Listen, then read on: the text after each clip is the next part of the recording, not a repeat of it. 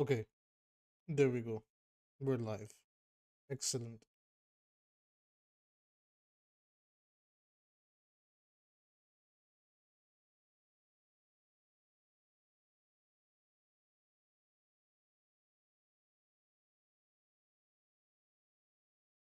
I'll just make sure on YouTube everything is there.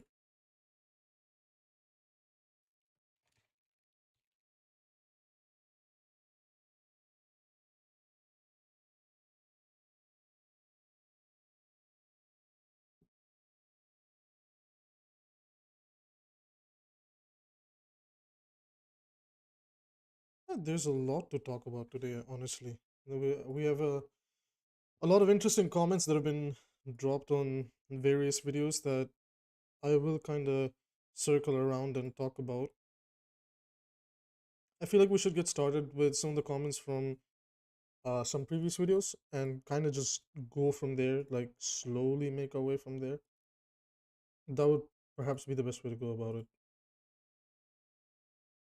I'm just kind of curious as to why YouTube didn't update the thumbnail.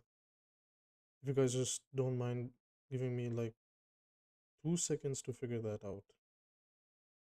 Why is the thumbnail not updated? Where's this content? Live. Apparently it's there. Apparently it is there. But on my screen it doesn't show it. And the YouTube thing, it's there.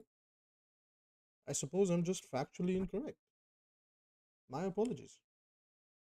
It is what it is.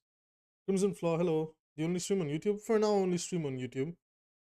Simply because for some reason YouTube likes it and it helps with the algorithm. But we do plan on making a swap to Twitch streaming in the near future, for sure. I already have a Twitch channel, it's always in the social links in the comments down below. But like I said, it's one of those things where it's like the smarter thing to do is to sit down, focus on growing one area. I could do both because it's just a few button clicks, so it's not like that difficult. But for now, for today, we'll do a YouTube stream, and in the coming future, we will going into season 7. I will experiment with Twitch because I'm very unfamiliar with Twitch. So we will experiment with Twitch. I will see how it goes. Hi, Legend. How are you?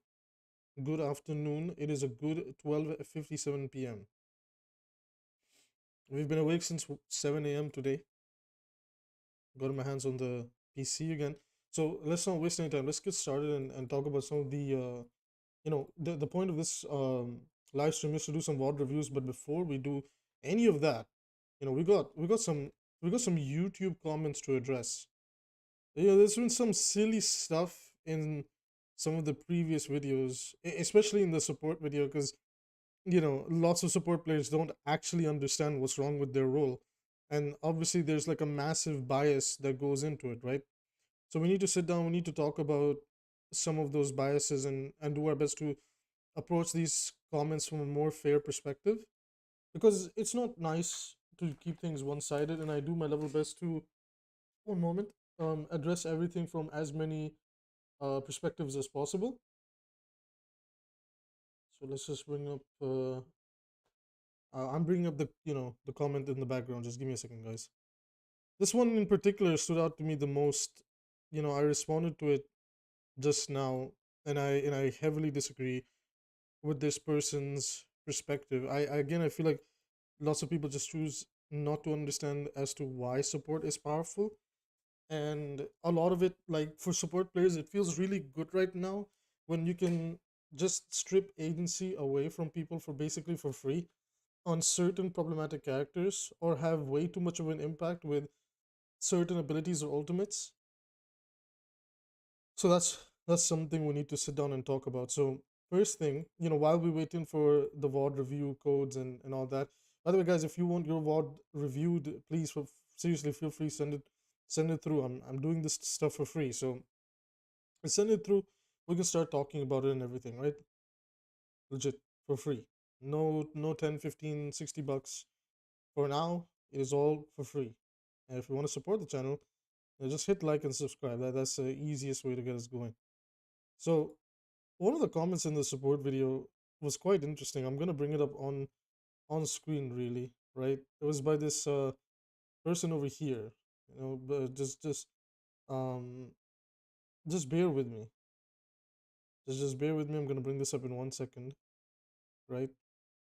This is like majority of the commentary going around right now is support players are I'm my memin. Yo Abby, what's good, man? Yo, I'm my memin. I cannot pronounce that. How are you?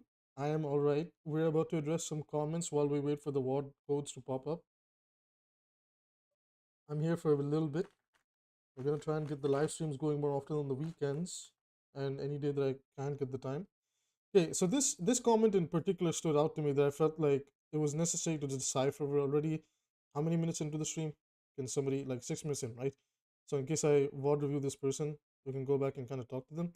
So this comment over here in particular, right? We were talking about support like back then, like issues with support and things like that, and somebody pointed out this great point about the biggest issue with support is trade-off. Like with Zenyatta, you get high damage, low heal survivability. Lucio, no burst healing, speed AoE heals on a high healing in util, no movement. It's kind of hard, right? New supports have no downsides, right? Pick a character, press a button, that's it, no thinking.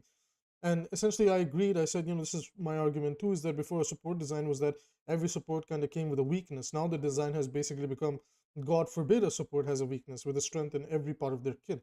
It's kind of become a checklist now that a support must have high healing, high damage, escapability, game changing ability, game changing ultimate, right? Like more often than not, supports do have these things.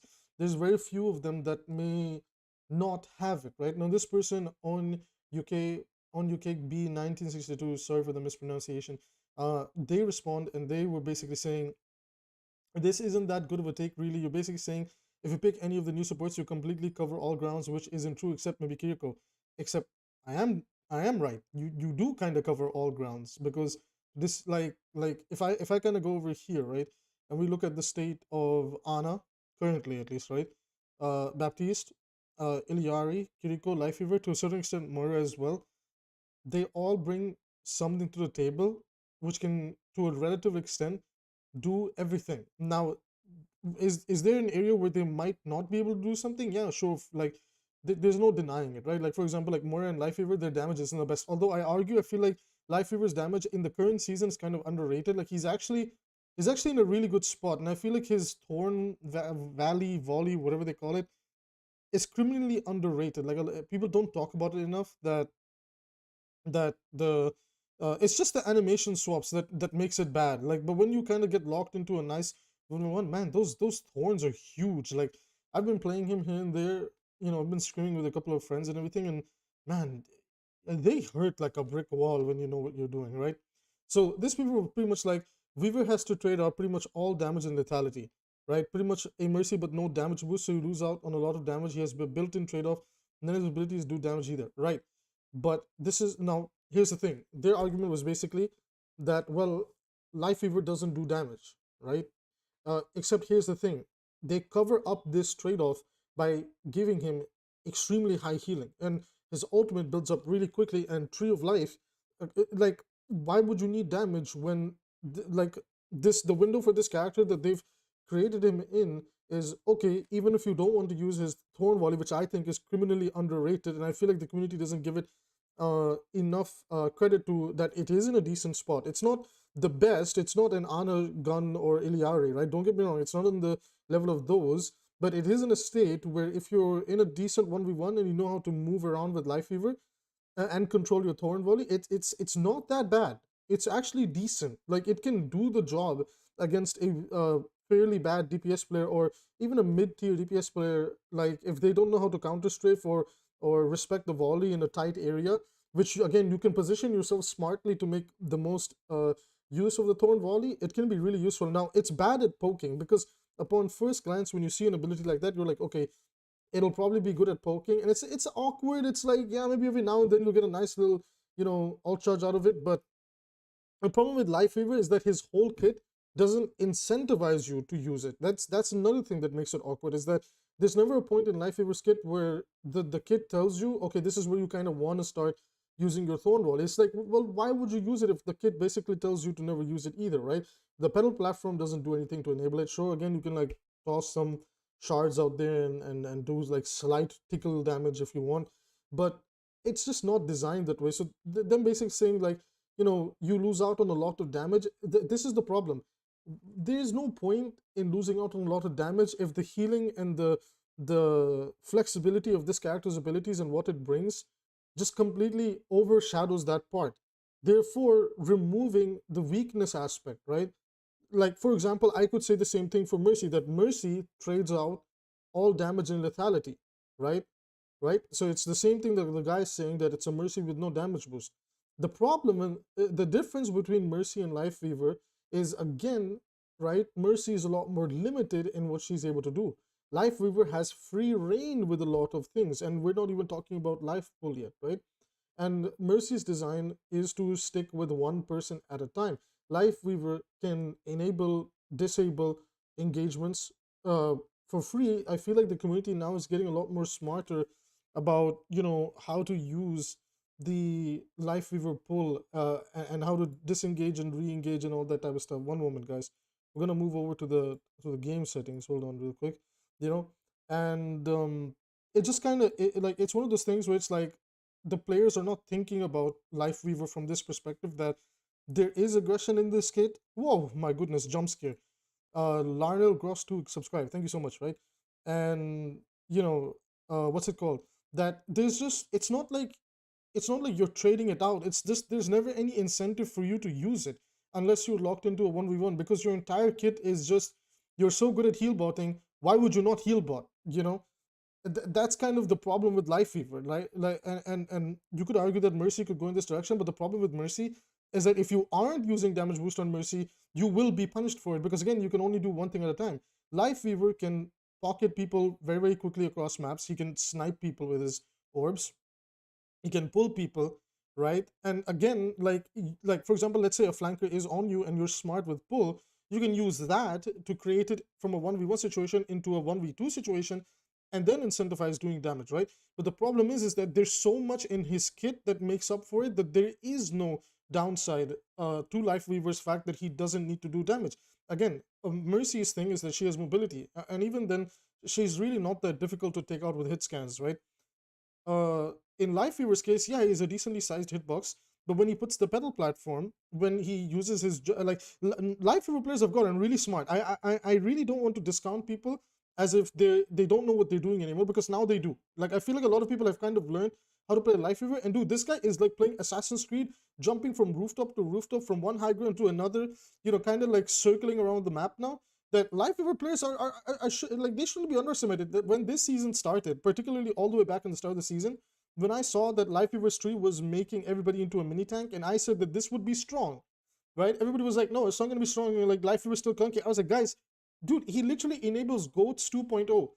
And the problem with Life Weaver is that in this particular meta, he's a little bit awkward, right? He's just a little bit awkward because Bap and Ilyari overshadow him because the meta is poke, right? I swear to you. And he still gets played here and there, right? If you can't play Bap Ilyari, Life Weaver is a pretty good alternative if you want to heal bot. It still gets played really well because, again, his entire kit and everything that it brings with it, trade yeah, the point makes sense that, oh, but he trades out damage and lethality. Yeah, but that's not the point. The point is, like, it's the fact that you trade off damage and lethality, right? But it doesn't matter because every other part of your kit is overwhelmingly powerful, that it doesn't feel like there's a trade-off, right? And even then, my argument still is that Thorn Volley is being slept upon. Thorn Volley is being slept upon. So that's for this argument over here. Guys, one second. I will read chat in just a second. I want to talk about this guy's comment, and then we'll move on, right? So he said Ilyari has almost no utility. This is so silly because Ilyari literally brings a third body onto the table, right? She literally brings an extra teammate onto the table. And correct, its only purpose is to provide extra healing, and the main source of healing is from that third body, but it is essentially a stationary mercy pocket that is really, really strong. If you know how to position it, that basically is your utility. It's the fact that if you're smart with positioning it, and the enemy has to turn 2-3 corners to shut it down, and you can keep pumping in so much healing towards your team, well, there you go. That's your utility right there. Like, I don't understand why utility has to always be categorized as this, like, okay, but it's like an anti-nade or immortality field. Like forcing the enemy team to turn a few corners to give them an advantage, bringing them into a position where you can punish them even better, to me is pretty much like a form of utility, but it's like a silent form of utility, because like pylon becomes this silent thing that if you don't pay attention to it, it can really turn around fights. And I spoke about this in the support video about how like we were winning this game, and then because like we didn't pay attention to pylon for like a split second, it turned this whole fight around that we won. That's utility to me. Pylon is a walking utility belt. It's like a Batman belt. Like anything you need is is in there basically, right? And they went on to say that Iliari only really provides healing and damage similar to Moira. I am sorry. This is really, really very bad take. They also say the gun's not the easiest to use. I'm sorry, but like this is a skill issue.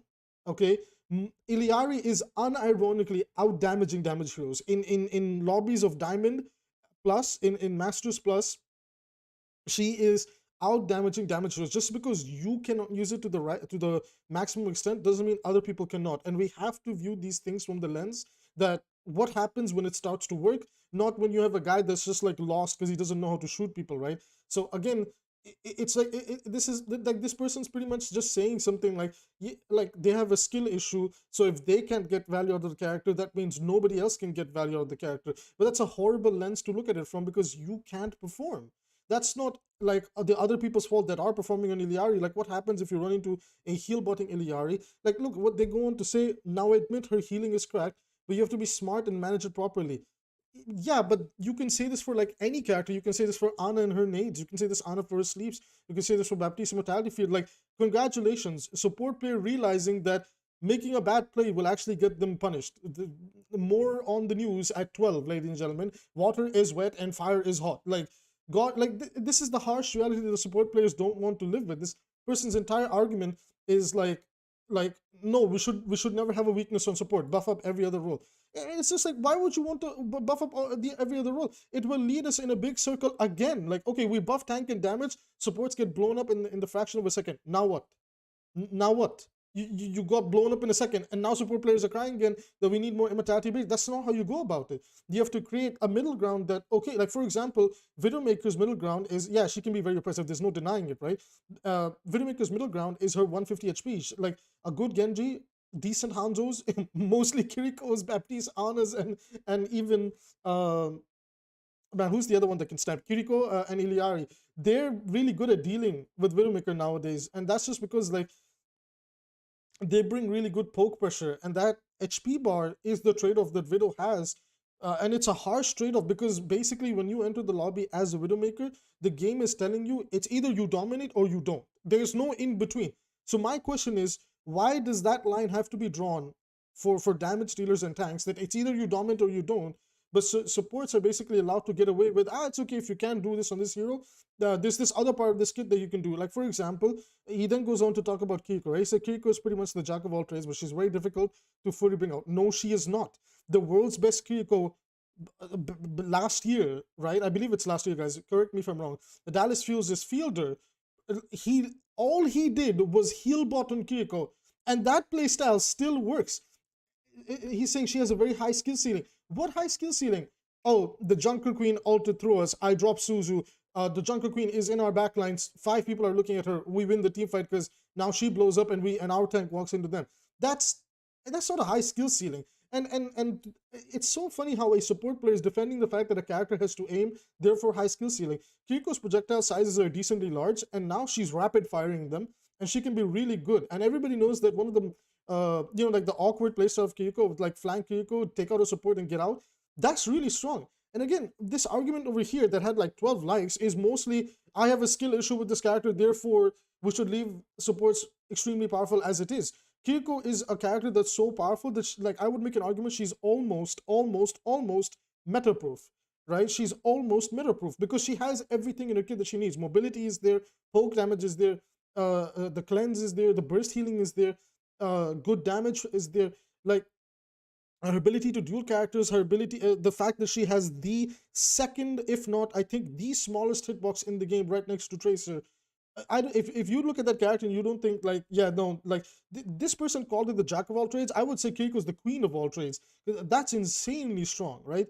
And their ending conclusion was, I don't think it's a support problem. I think tank and DPS just need more on the roster. No, they don't. And they need buffs. No, they don't. Because you get this season over here, like they did what you asked for. They buff Torb, they buff Bastion, they buff Orisa, and what happens then? The game becomes extremely unfun to play. You have Torbjorn and Bastion blowing up a tank in the fraction of a second. Or if you don't play Torb and Bastion to deal with the immortal Orisa, Orisa just never dies. So do you want that for the rest of the game?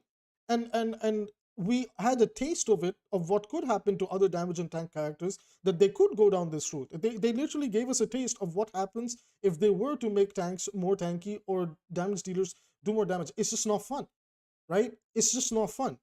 Now imagine like a mobile Bastion that can mow down your backline with high damage. If they push Tracer in that direction, what is the support player supposed to do? And again, that's basically, it's legitimately just all over the place. Your thoughts are all over the place, man. It's just a lot of these comments. It sometimes it explodes your mind as to why some people can be so unreasonable about, oh well, supports might need a nerf or something, right? Anyways, let's get started, right? So what do we got here in the chat? Let me catch up real quick, guys. You guys were talking about Thorn Volley, um, and somebody sent like I believe Gastic sent like a code, but he didn't say anything. Like gas powered stick, like you need to give me some context.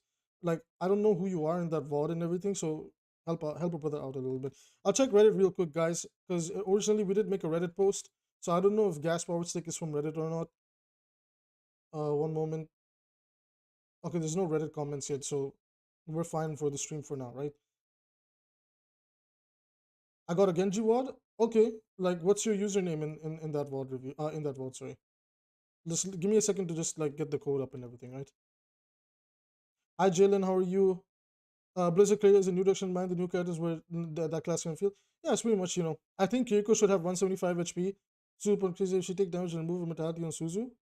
Yeah, I mean, I look, in regards to Kiriko, right? I think every part of Kiriko is completely fine until you can like it's like you can deal with it. Like she'll be annoying, but it's like, it's fine. With with a burst heal on it, as well as a 1 second immortality, and that 1 second of immortality can ruin an engagement for a tank horribly. So my only thing is, you can give Kiriko more burst heal on her Suzu, and then remove the immortality. Keep the cleanse. The cleanse is necessary. The immortality isn't. Right? It's one of those things where it's like it's a bypass for bad players and everything. All right. Apex, Bosch, man, Bosch. We've been out here. We've been grinding the content lately. Kiriko's the definition of overloaded kit. Yeah, I agree. Like the thing is, I get why they do it like that. I get why they do it like that.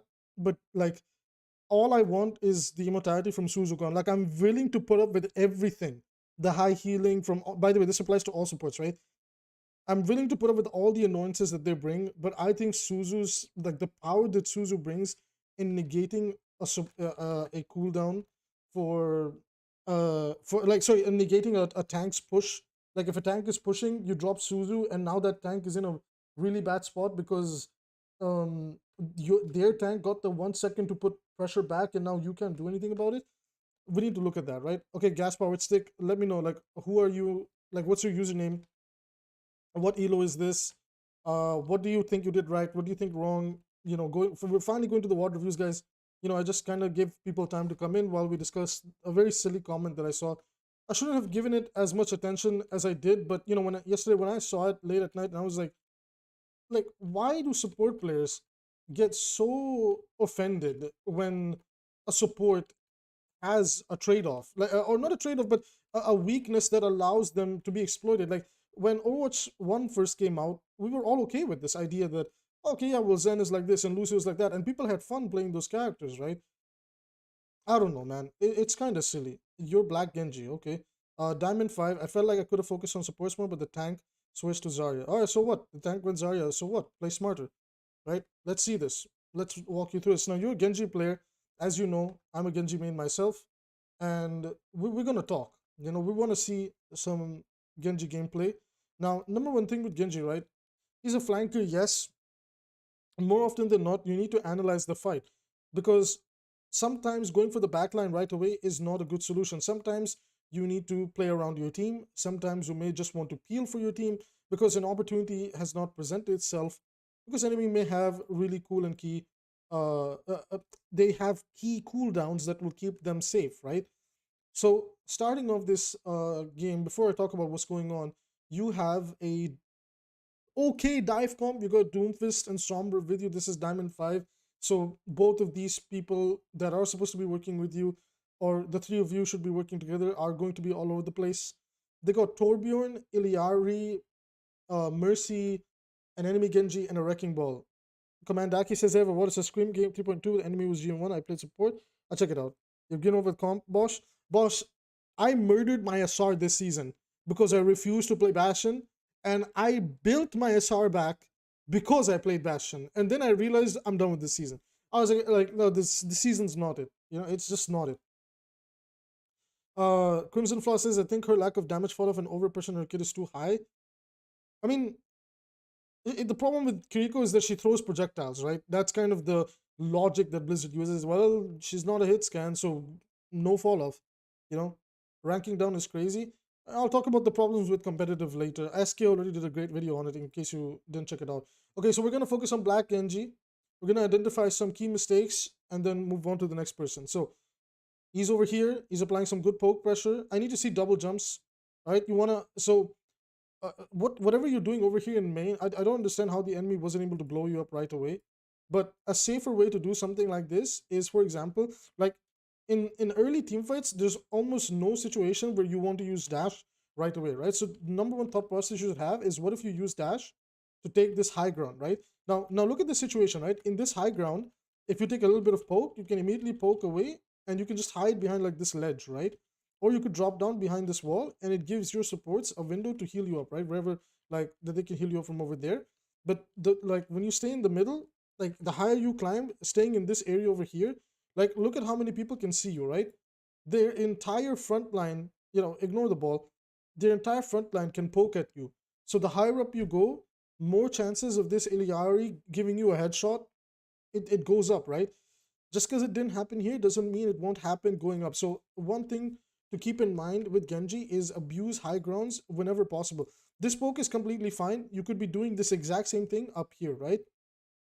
But the situation that now changes is that person on the other side has a harder time shooting you. So let's go look at it from their perspective.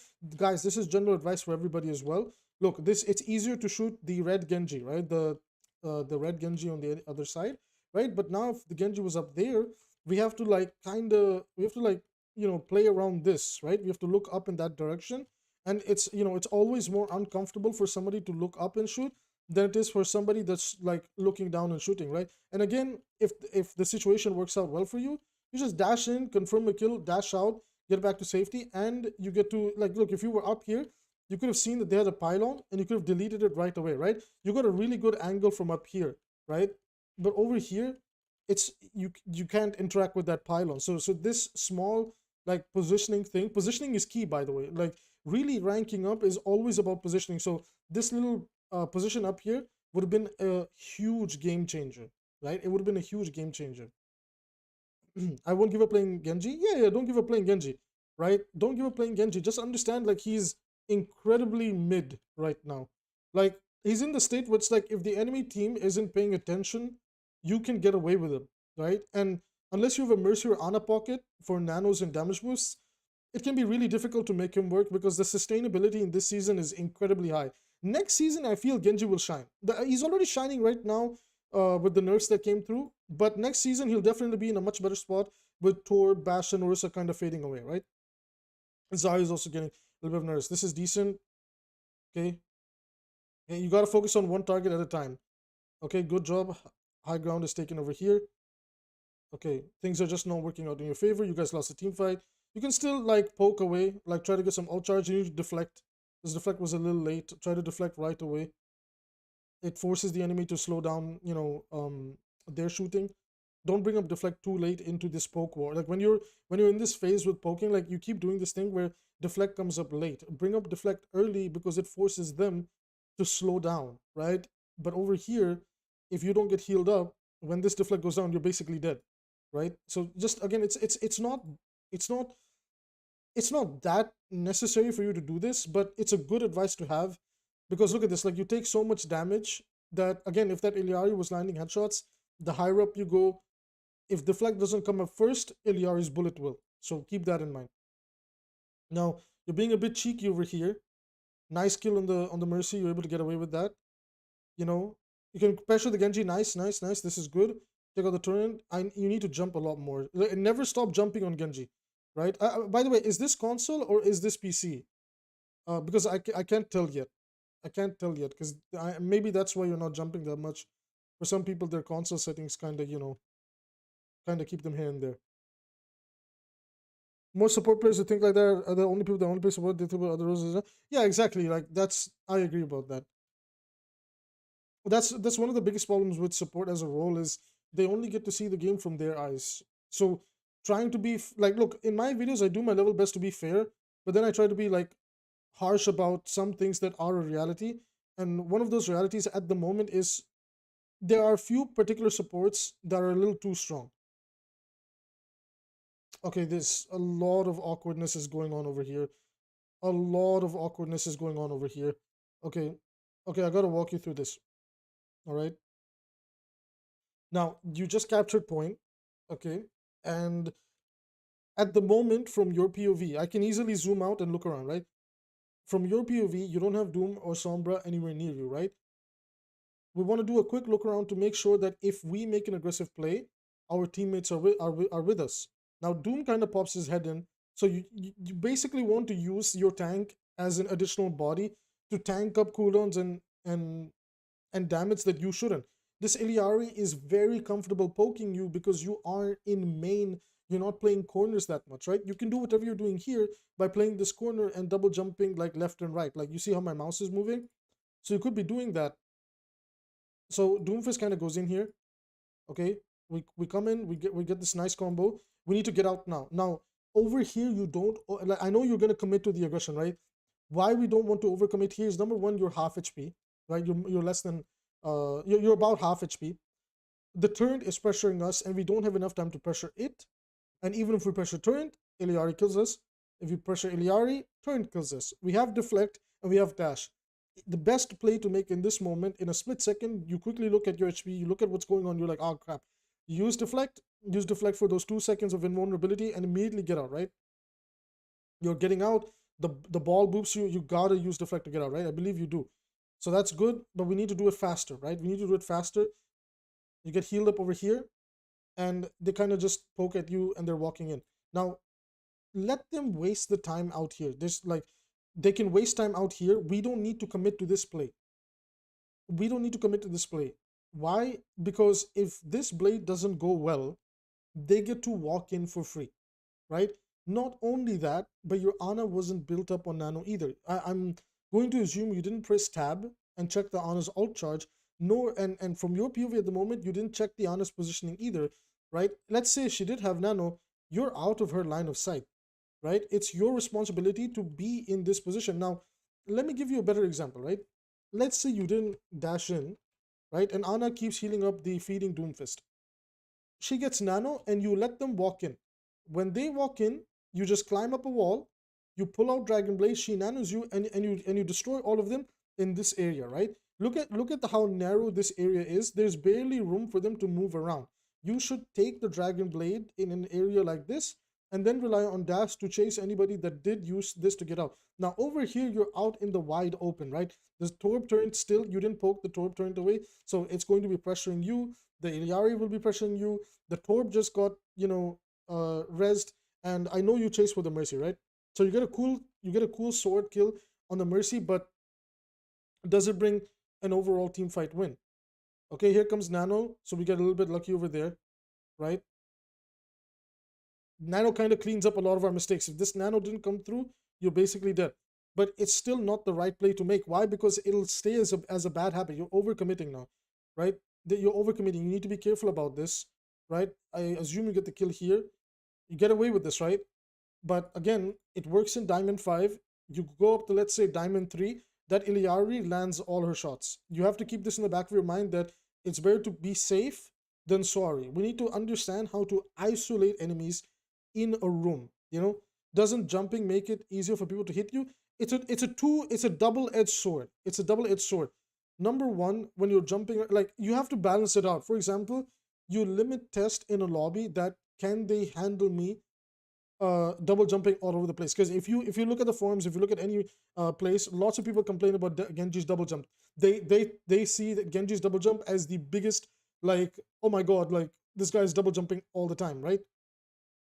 You want to double jump in these team fights as they begin, when everybody's kind of together, simply because if somebody is tracing you, you're forcing them to move their mouse like this, right? If they want to land a shot, you see how my mouse is moving like up, down, zigzag? You're forcing them to follow you through like that. Now, there might be some situations where you don't need to double jump. You don't have to double jump all the time, but you do need to double jump enough to keep yourself alive, right? Over here, nice kill on the ball. And we get caught by the Genji. Now, why did we get caught by the Genji? Let me talk to you about this real quick. So over here, we're pretty much standing still. Double jump to pressure the ball a little bit. Ball gets pressured by your team. Sombra saves you guys from the we get pressured by the Genji, and we get taken out. Now, look at this. Like, if you were double jumping, you could have dodged some of the shurikens, right? Let's look at it from the other Genji's perspective, Mr. Dream Thug, right? Look at it from his perspective. Look how easy you were to hit, right? You like this double jump. He misses you in the double jump, right? He misses you in the double jump, and then your movement is predictable, right? The double jump is where he misses you. Now, I know you're floating downwards, and even if you were running around and everything, you get shot there anyway. But you could use double jump to reposition towards a wall, or just be careful, right? There's like this balance that you find. I'll show you my gameplay after this. There's a balance that you find in between team fights where you're like, okay, like, usually in the middle of a team fight, over there, I assume the best thing to say is you probably didn't see the enemy Genji, and unfortunately you got caught, right? I am kind of curious, what did poke you down? What did poke you down? Let me have a quick look at this. Where did this initial poke come from? I didn't see the first set of damage. So the ball damages you over here, and minefield comes up. Again, what I would do is I would dash up here and take this high ground. Like, just playing high ground is much safer, because again, you have line of sight of everything, right? And enemy has limited line of sight. So initial first set of damage came from the slam. Although, honestly, your support should have been paying more attention to you over here. Really disappointing that they're not. Okay, we confirmed the kill. What is this second? Where did this poke come from? This damage over here. Was there... I believe there was a grenade. Okay, so there was a mine that kind of caught you over here. You couldn't have seen that coming, that's for sure. Right. So I didn't see the mine either. I noticed this mine over here, so I assumed there was a mine here. Okay. This was just an unlucky circumstance. It is what it is. Now let's go into the next team fight. Okay. So far the combos are decent. The combos are decent. That's really good. Usually a lot of Genjis get lost in the combo shuffle. So far the combo usage and everything is really, really good. Bit of an awkward situation over there. Good job not chasing the ball. We're just kind of waiting to regroup with the team. We really want to follow. So if you want, like, to know how to make safe plays, there are certain characters that you synergize with really well. Doomfist and Winston are two amazing dive tanks that you want to watch for their, in this case, Doomfist is slam. You want to watch for slam and follow up on it, right? Because he will do some damage, and it's going to make following up with your combos much easier. Now over here, we're just waiting around. Now see, I believe you want to poke this because you're like, okay, time is running out, we want to go in. So yeah, you want to go in, you want to touch. Now Sombra already did her job of touching as well as repositioning her translocator to get to safety, which she does right now, as expected. Now, unfortunate situation with you over here is you're the only one on point, and now you're isolated, right? Doomfist has to come in quick. Now, see, we get kind of caught. Like, we're surrounded. There was no escape for us, right? Going into these team fights, now that you know what they have, you have to create like this roadmap in your head that there are certain things that I need to do before I can comfortably engage, which is why this meta is bad for Genji, because there's a lot of things that it forces Genji to do. Now they have Torb and Iliari. You want to take out the turns. I've like with the exception of like that one time, I'm not watching you take out these turns. You have the good poke damage to take them out. Now, if you want to contest the point, right, even though it's Doomfist's job to come in and do that, what you could do, you could dash in here immediately. Like, don't focus on getting kills. Focus on surviving because you're contesting point for Doomfist to come in, right? You're like, you can't be a superhero with Genji anymore, right? You turn around, you climb this wall, you again, you kind of like get to this high ground and use it to analyze the situation, and you're like, okay, that turret is poking me, that turret is the priority. You take out the turret and then you go from there, right? Kind of staying down here and trying to get a kill is what will just end up getting you killed. That's kind of the problem with the PvE simulator that we're in right now. You have to interact with the with the objects more than anything else. I didn't know it was there. Yeah, but you know, you gotta work, you gotta focus on that. You gotta focus on analyzing the situation and making sure you understand what's going on in front of you, right?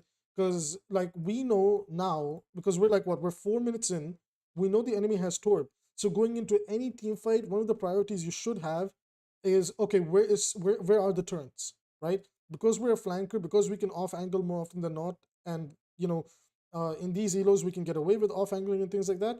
We do want to keep a track of where are, oh wow, that Iliari just went crazy.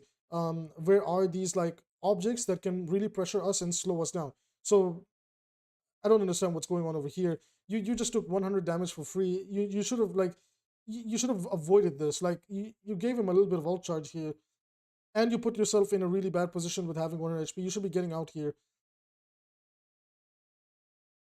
That Kiriko saved your life, but you have to be really careful with that. Just play close to your team. You're like, a lot of your positioning, like you want to off angle around the time, at least in these heroes and everything, you want to off angle around the times a team fight has started, because then you're forcing eyes away from the team fight, and if a support turns to you, that support is not healing your tank, right? But right now this isn't a team fight, this is just everybody all over the place. I'm not going to lie, I'm surprised this is a diamond game and not gold, because this is what I would expect from a gold lobby. But anyways, so over here you kind of get, you isolate yourself. Look at this. Like you were with your team. Look at the comfort zone that you were in, right? That's your team. That's Ana, that's Kiko, there's Junker Queen. You just kind of came all the way here, and now you got a second body and this first body looking at you, right? Now hopefully you kind of get out of this. Hopefully you can get out of this, right? And your teammates come to your rescue, right? The Kiriko was already looking in your direction. They probably noticed that, you know, the Torb was with you, and they kind of came to your rescue, right? It works out in your favor, but the higher up you go, it's not going to work out in your favor. The good thing that is working on your favor is this ball is essentially constantly away from his team, which gives you an opportunity to go and do whatever you want, right? Any traditional tank that could be playing the game right now would be trying to isolate it, which, I mean, he's trying to do that, but honestly, he's like soft throwing right now. So there comes the minefield, and oh, you got to be careful. I know you want that kill, but you need to start analyzing. Okay, nice dash. Good job. We can't tunnel vision. This is a lot of tunnel visioning. This just the thought process is just, I need to kill something. Okay, okay, this blade is unnecessary, but okay. Okay, this is, wow, really all over the place. All right, you can kill her. You can kill her. Oh, you got this. Damn it. Okay. Okay. Interesting. All right. Good. Interesting situation. All right. All right. Turn your attention to the turret. Good job. All right. Man, this is one chaotic mess. I just want to watch this. Eliori got you. This, where was she? Where was this? A Crossfade. Glad I could catch the stream. What's up, Crossfade? How are you, man? Or woman, girl, they. I don't know what you identify as. My apologies if I got it wrong. But okay, I'm not going to lie, dude. That team fight was such a hot mess. Okay, my only advice, I have a video on this as well for in my beginner's guide thingy. Blade is an engagement tool. You typically want to use it to start a fight. I feel like scouting is your biggest problem right now. You're not good at scouting. You're just kind of throwing. You're just like, okay, I go into a team fight, and whatever happens happens. That's kind of what's repeating a lot. There's no discipline in the gameplay. It's just, I go into a team fight. If it works out, great. If it doesn't, it is what it is. I like, your shuriken control is really good. So the shurikens are decent. The blades are decent. So mechanics are not your issue, right? Mechanics, you got it down. Good job. For a lot of other Genji players, mechanics are the big problem, especially the shurikens. At the moment, our ability to scout and read a fight are really weak. I'll talk about it in just a second. Poor Mercy over there. Like, good job getting yourself to safety. Your team, that kind of worked out in your team's favor. They wasted Blade, pressuring the tank. Okay. Okay, all right, decent over here. Let's go. Let's go to a next team fight. So again, hopefully, going to these team fights, as long as they have the torp. Like now, fortunately for you, I don't know why. I don't know why they swapped the Iliari, but I guess Iliari just didn't feel like she had her team enough with her, so she just wants to be more mobile. They go over to Kiriko, right? And one of the things is, you're not looking for your team. Like, you don't turn around to see, okay, where's my team? Like, can I go in safely? Like, think about it, right? You can make this aggressive play if you want. That's perfectly fine. But imagine if the Jungle Queen's video, right? She could give you commanding shout and extra HP, right? She could give you some extra HP. It makes you a little bit more tanky going into this, right? So try to keep that in the back of your head, that is my team with me. Like, just before you decide to make an aggressive play, have a quick look around. If you have a support in your range, if you have the tank next to you, your plays will become much more safer, and that's basically how you start to go up from Diamond to Masters, right? Is you start to play with your team more and less like, okay, I'm the protagonist, it's my story, I'm gonna go, save the universe. Okay, so you can poke the ball over here, but try not to make him your main focus. Okay, your Jungle Queen went in, so you need to go in now, right? The Torb is okay. No, that's their Torb. Sorry, my bad. We need to be a little bit more aware. We're kind of caught in the sauce. Get out. Good job avoiding the lava. Was really worried that you might touch the lava. Genji comes in. We don't have cooldowns. Poke that torrent. I need you to poke. Oh no! Whoa, whoa, whoa, whoa, whoa, whoa. Okay, okay. Really awkward situation. Really. Oh god. Okay. Were you in comms? Did Diana call for the blade, or were you just like, I just want to go do something, I want this point, right? Because look, my guy, you have to reduce the pressure that's on you passively. You can poke this down, then go in comfortably, and then blade people down, right? You can't just like look at this. Like, first of all, you hit the wall going in, right? Like, this was oof. This was oof. Okay. Again, the fight is all over the place, but okay, like, Queen has gone in, so we want to follow up, right? We got Nano. We get this kill, right? So dash, the dash kind of messes up, but it's okay, right?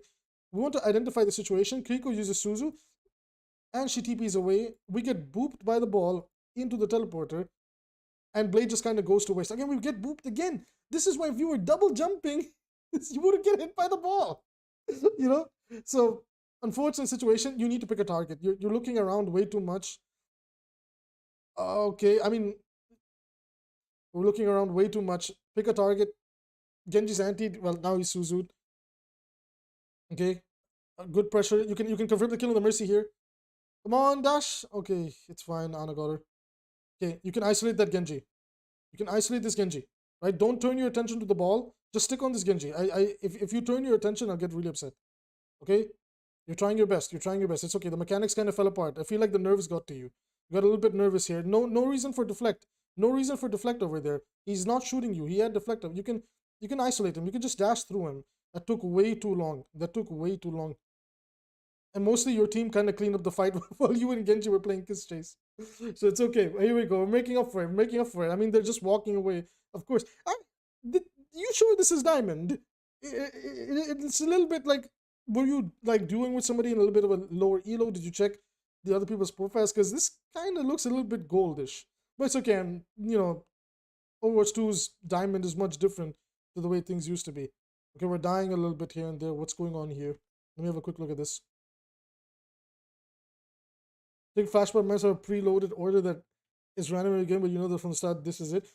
The first point is always the same on the flashpoint maps. After that, it's random. This is Diamond? That's crazy. But honestly, like, oh god, some stuff that happened just now. It's okay. It's okay, buddy. You got this. Let's keep it moving. Guys, one moment. Okay. Okay, we're fine. So now we're back. We're just going to look at this team fight. I was distracted by my cat climbing the PC. All right, so again, you're not paying attention to torrent. Like, the turret is passively pressuring you, avoiding you from going on these flanks. Oh, we get caught. All right, I already understand what's going on.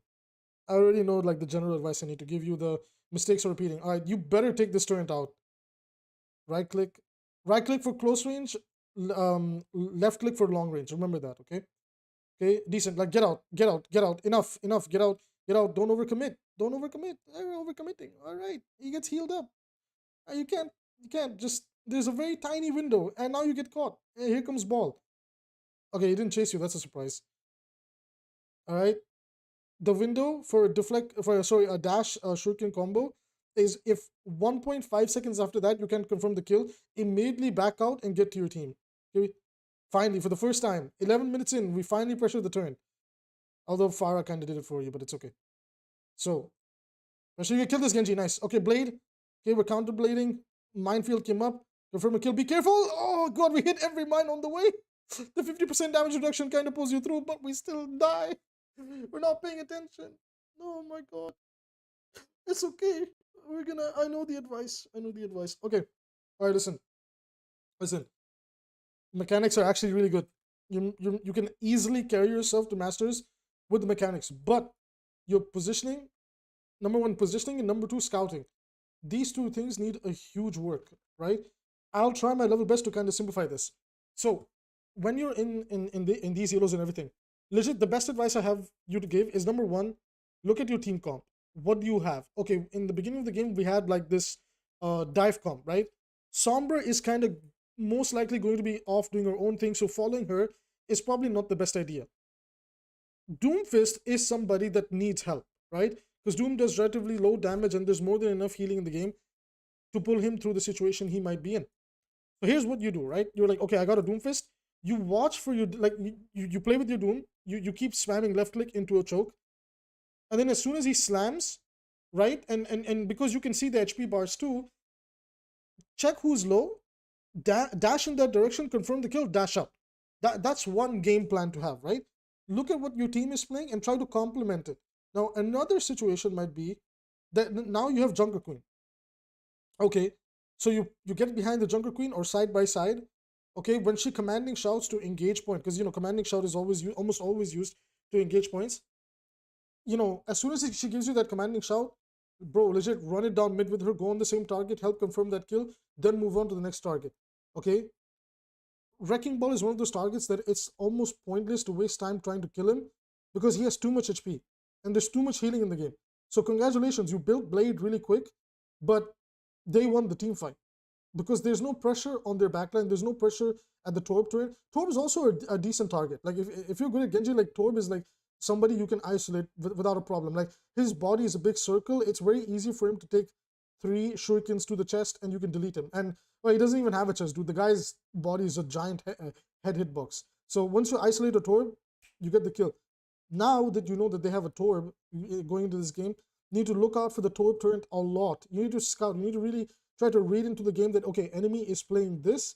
This is how I'm going to approach the situation. You can't brute force everything. So going up from gold to plat to low diamond, yeah, you can kind of brute force your way through it. But if you want to go up from diamond to masters, now you need to start thinking. Okay, because then from masters to GM, the thinking gets a lot more intense. It's not just, okay, they have this, and this, and we play like this, and this. You're like, it becomes like an ability watch from masters to GM and GM to top 500, right? It becomes this game of, okay, like they threw Suzu. Suzu's gone. I got 7 seconds to make an aggressive play. Oh shit, like now they threw Nade. Now I got, now I gotta get out or something. So it's one of those things where it's like you need time, you need practice, and rewatch your VODs a lot. You can bring them to me as well. I'll read out the follows and subs in just a moment. And try to isolate, like, okay, what could I have done better? You said you were pressuring the Mercy was, you thought, you were like, okay, your mechanics are good. That's one thing I was really happy about, was your mechanics are good. Your understanding of how to use Blade is good, but engagement is your biggest problem. Like, I felt like every engagement you made was extremely questionable because it put you in a position where the enemy could respond. But because the enemy is bad at doing some things, you didn't die. So it's like, okay, I got away with this. That's right. When you're in low elo, you limit tests as to what can I get away with? For example, if you guys, like, I'm sure everybody here knows Awkward, right? Rank 1 support and everything. One of the main takeaways from his videos that a lot of people don't understand is Awkward tries to teach the concept of limit testing, right? Coach Spilo spoke about limit testing as well, that you should limit test what you can and cannot do in a certain game. Now, for example, in this game, because they had, in early of this game, we had Iliari Pylon and we had Torp Turret. We can understand that, okay, when I off angle, I'm not off angling to flank and put pressure. I'm off angling to quickly take out the turrets, and I have this very tiny window to go in and get a kill or two, right? And it sucks, right? Because for Genji, that tiny window is not enough. His damage is not in that area where it can, do something effectively. Now, of course, I could talk about your team and everything, but unfortunately, if you want to climb, you got to do your best to hyper carry. Not even hard carry, hyper carry. So that's why my slogan has basically become stop crying, start carrying. There's nothing we can do about it anymore, right? Your randoms are not going to follow up as much as you think. So best thing that we can do is enable our randoms to do what they can at the best that they can, and then follow up on it and do what we can. It's basically just look at what your team is playing, think about how you can complement it, look at what the enemy is playing, shut down, like, okay, in this case, if they're like playing all these turrets crap, shut down the turrets and take high ground more. I feel like one of the things you weren't doing that much is high ground was just non-existent. Wall climbing was bare minimum. Double jumping was like next to bare minimum. So these are some things to kind of think about going forward. Is you got the mechanical part down, so that's not an issue. I'm happy about that, right? I'm happy about that. Mechanics are good. Shurikens are good. Blade is decent. Timing is very poor. I have a video about positioning. No, I have a video about Dragon Blade timing. Like, when do we Dragon Blade? It's, if you go to my channel, it's in the playlists, and it's the one with the Black Watch Genji with like a Anubis background, right? It's like advanced Genji guide, like part 4. It's the part 4 of that playlist. Go watch that. I break down uh, positioning and that type of stuff over there. That video in particular will help you a lot, particularly you a lot. So overall, as a rating, I would give it a decent 6.5. Positioning, timing, work on those, as well as complementing your team.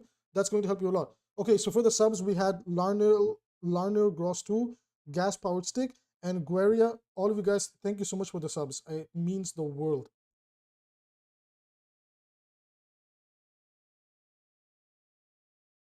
You thought you were playing mess, but looking at it, not looking good. The thing is, like, guys, like, whenever you rewatch your stuff, you will always see your mistake. That's how you actually improve.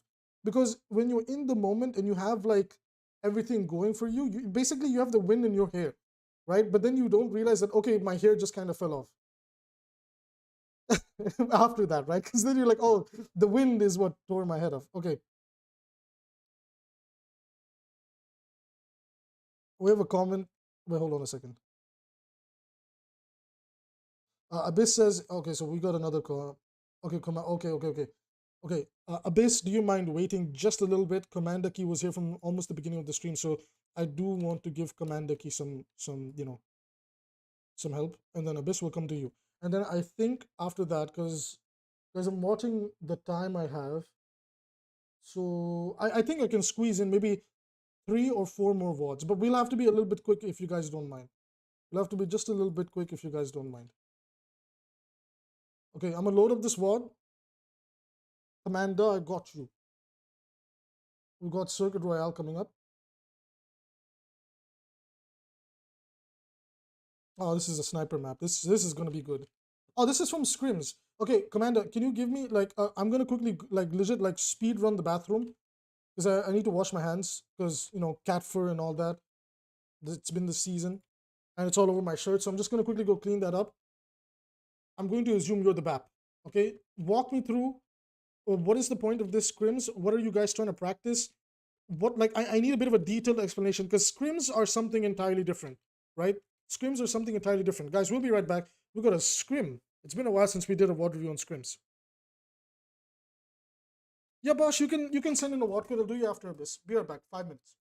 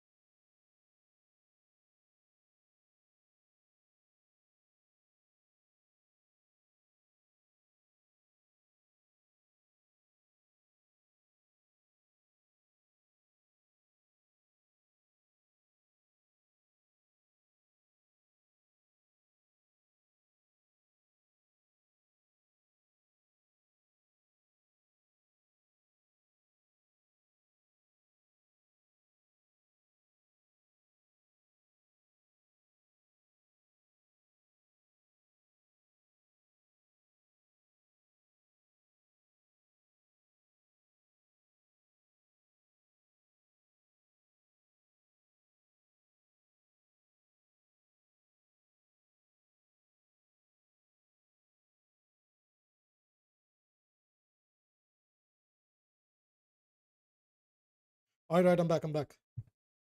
I got all the cat fur off my chest.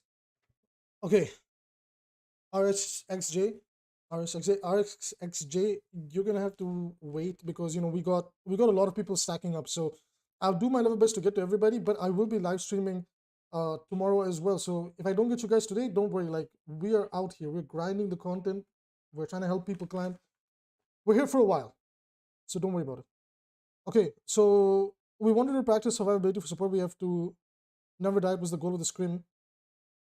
And 3.2k SR enemy tank was GM1, basically smurfing. Were you guys aware that he was a smurf? Or did you want to like have him in the lobby because you wanted to like practice, like, okay, like I want a good player so I can like know what it feels like? Because to be honest, that's what we used to do. Me and my scrim team, like, we always played into okay, I see what it is. Okay, I don't know the SR of everybody. You said your guys' average SR is 3.2, and I assume only the tank was the one with high SR, right? Want to have a good player, so it was harder. Yeah, that's good. That's good. Like, lots of people have a problem with smurfing. I always see it as a skill check. Like it's if it's only one person who's smurfing, you guys should be able to see how he plays the game, study it, and then like take away. Because if you really want to improve, yeah, sometimes it's not a good feeling to get rolled all the time. But there's a lot of information you can take away from it. I plan on doing a video about this, about the smurfing topic and everything. Before we go from there, Commandaki, right? Commandaki, I want to know, do you want me to look at it from the entire group's perspective or just you? Because I can already say something about this, Hanzo. So before we do that, I just need your, like, hey man, just me. Like, I just want to know what I did right or wrong. So before I do anything, I just want to double check. Is this an individual perspective or more team play perspective that you want? Now, of course, I'm going to end up doing a little bit of both anyway, but just to double check on what you'd be most comfortable with. Just me, so it doesn't take time. No, buddy, don't worry about it. Don't worry about it. All right. So shift was okay. Right away, this shift was a little bit unnecessary. Now I'll tell you why in just a second, right? So he's okay, right? He probably has his cooldowns. Sigma has his cooldowns. Comic has his cooldowns. He'll be fine. This shift is pointless. Everybody's full HP, right? There's nothing stopping you from just pressing right click, tapping this Hanzo twice, getting to max HP, right? You could save this shift for when you genuinely get pressured. But now it's on a 15-second cooldown, and you may pay the price in this next 15 seconds. Now Grive Mimi is the GM tank in the game. This person is most likely keeping in track of your cooldowns. They probably know what it sounded like. They probably heard the sound effect, and they're like, okay, they just lost the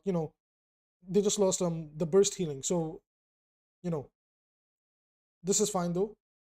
It's okay. It's like, it's not that hardcore punishable, but it could have made a difference in a circumstance where, if they were playing dive, right? It's fine. It's something you can get away with. Just some food for thought. So we just traded double snipers. Oh, whoops. We just traded double snipers, which is alright, decent. Sigma is basically just playing to contest car. But honestly, the Sigma can kind of come back, let them take a little bit of space, play high ground with you guys, and then once they're like legit down here, you can drop the Sigma and then support them from above. Also, don't be scared to, in the early game, don't be scared to abuse immortality field for your snipers, where if the enemy snipers are peeking and you want to give your snipers an advantage, you can drop immortality field somewhere like here or here. And I believe over here it does get covered up. I'm not entirely sure, but you can drop it early and allow the Hanzo to overextend his peak. Like, it's just one of those things where you can get away with it because in early game, and the fact that they don't have dive, you have the window to kind of get away with it, right? Is this something you can do it? You don't have to do it. It's something you can get away with. Because again, if you guys are playing 3.2 average SR, it's one of those things where again you can limit test your way out of it. Good poke pressure. Good pressure, really good pressure. You guys got Genji now. Oh, nice shot from the Widow over here. Okay, so this is one of those cases where all we can do is legit just do our best to like pay attention that, okay, for example, we saw that the Widow died about 10 seconds ago, right? Press tab because it will show you if a player has respawned or not. When the Widow has respawned, and you know that okay, now she's like back and everything, give yourself a 3-second timer, 3, 2, 1, and then instead of playing like this in this open area where the Widow is possibly able to pressure you, just take this corner and hold right click and pray to God it works, right? Because now what you've done is your grenades will go through, but from the Widow's POV, right? She can't, hold on, let's go to the Widow's POV. Which one is she? 5-9? F9, right? When she turns this corner, see, so actually, they got this one shot in. So if when you heard this first shot, look at how your teammates respected the Widow, right? But you were still poking in. You were like, no, I want to poke a little bit more. So again, like, you could, again, we want to kind of jiggle peek. We're coming into the main choke. Widow just needs that one shot, and we got caught here. Now, imagine, right? If we were just behind this pillar, we still get to pump out heals, and the Widow doesn't get to shoot us, right? Even the Zenyatta, if he just kind of jiggle peeks this, he can get away with throwing orb, like charging up shots, volleying towards a target, peek out, and kind of repeat this process until your Sigma, I assume you all can communicate, your Sigma can put a shield up in this zone, right? Honestly, it's a little bit more on your Sigma's responsibility to be permanently watching the Widow, so don't stress too much. I'm just saying what you could have done as an individual in that situation, right?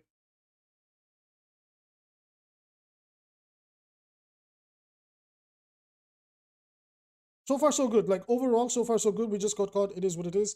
It happens to the best of us. There will be no game where we can play like picture perfectly. Now we're staying a little bit too much in main. We want to just kind of hold a corner, not worry too much about poking. All right, good shift, really good shift. Okay, immortality field should come out here.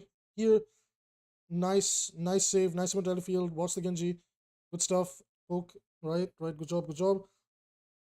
Okay, toss a heal real quick. Nice, good job, really solid stuff. Okay, we're missing, but it's okay. It happens. We need to give Sigma a little bit, like give Sigma the heals. All right, good stuff. Genji got caught. That's just unfortunate. Okay, nice shift as well.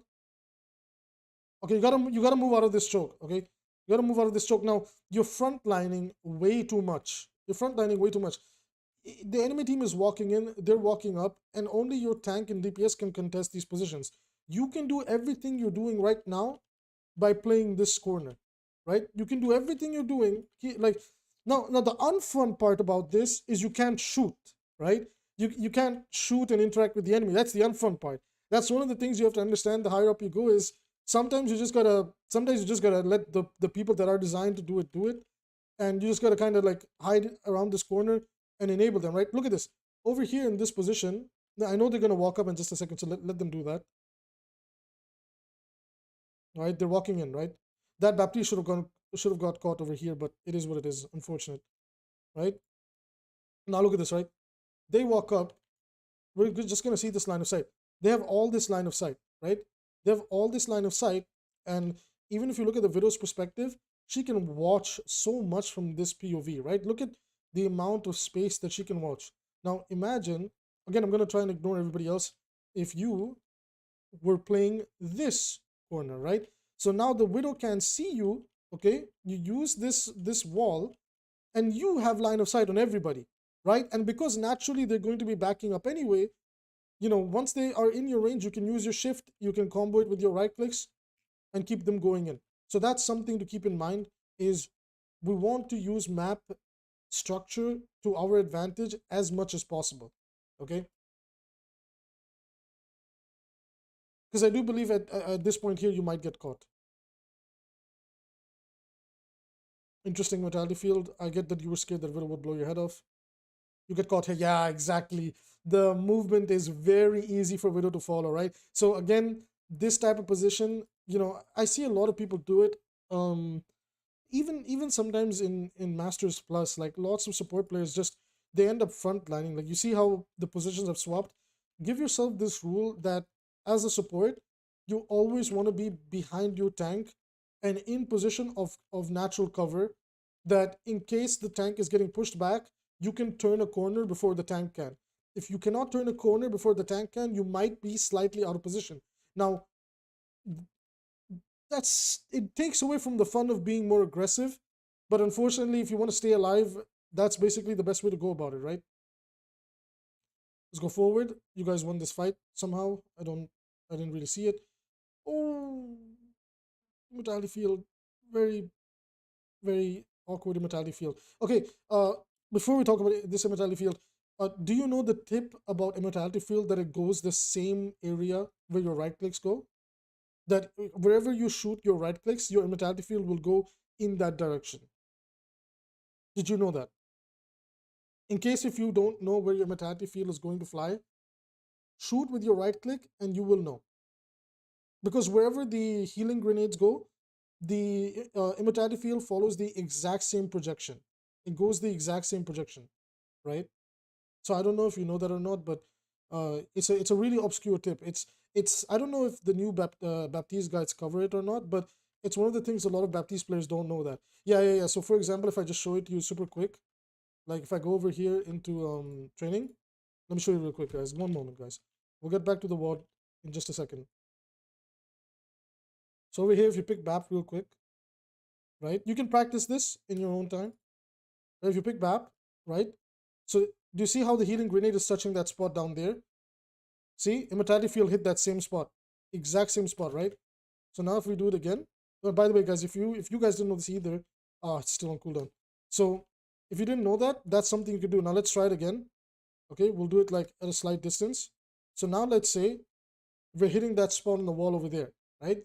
The yellow grenade splash, do you see it over there? Now if we throw Metallic Field, it's going to go the exact same way. See, it hit that spot, it dropped down, it came up, right? So if you don't know where Immortality Field might be going, give yourself like this 1 second where you check, okay, I want to throw it in that direction. Is it going to land where I think it's going to land?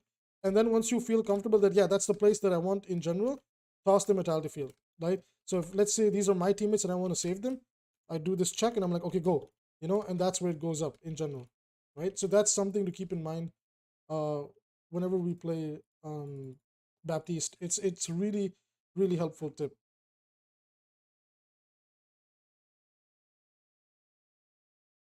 So we're back at this. We're gonna be a little bit low on time because I just got a message from work. So I'll see if I can just speed this up a little bit.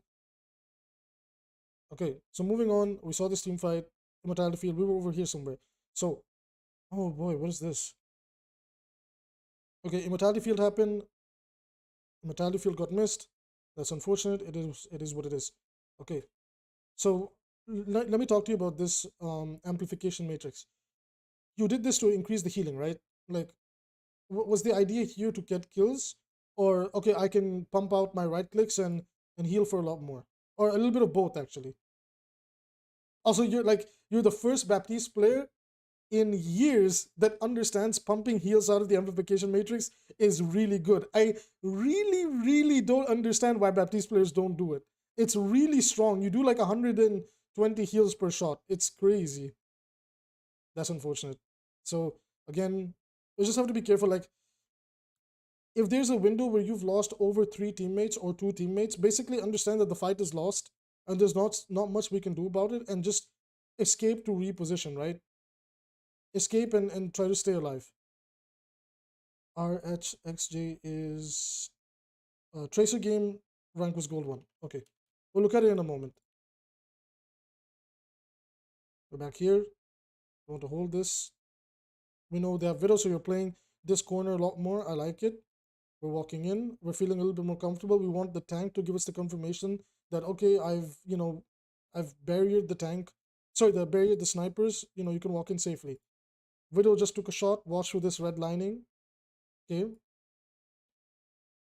You see, you have to be really careful with this jump. Like, you don't need to do this jump, because if you go up, Widow sees you and blows your head off, right? And we already had that happen earlier, so we should learn from it that, okay, this is something that just happened. I need to be careful about it. Good ability control. Good ability control. Immortality field might have been slightly unnecessary, but it's okay. Okay, nice kill, nice pressure. Good job. So far, so good. Okay, so this is a bit awkward now that they have Zarya. Sigma is going to struggle a lot. So I hope to see him swap at some point. Overall, you're pretty much the same. Like, do your job. Like, wow, this is interesting. Okay, well, let's see what happens. Okay, like I want to ask, like, whenever the enemy team is walking in, right? Why do you stay too close to your tank? Like, you can walk back a little bit and avoid a situation like this. Like, are you scared that maybe it might take too long for your grenades to connect or something like that? Because basically the rule is a soft rule, like an unspoken rule is, if the enemy tank and enemy like DPS are walking in, as a support, you kind of want to back up a little bit. Why? Because you want this person and your frontliners to be the main attention. Like, you want them to be the people that take the main attention, so you don't get caught first, right? Now we get hurt over here.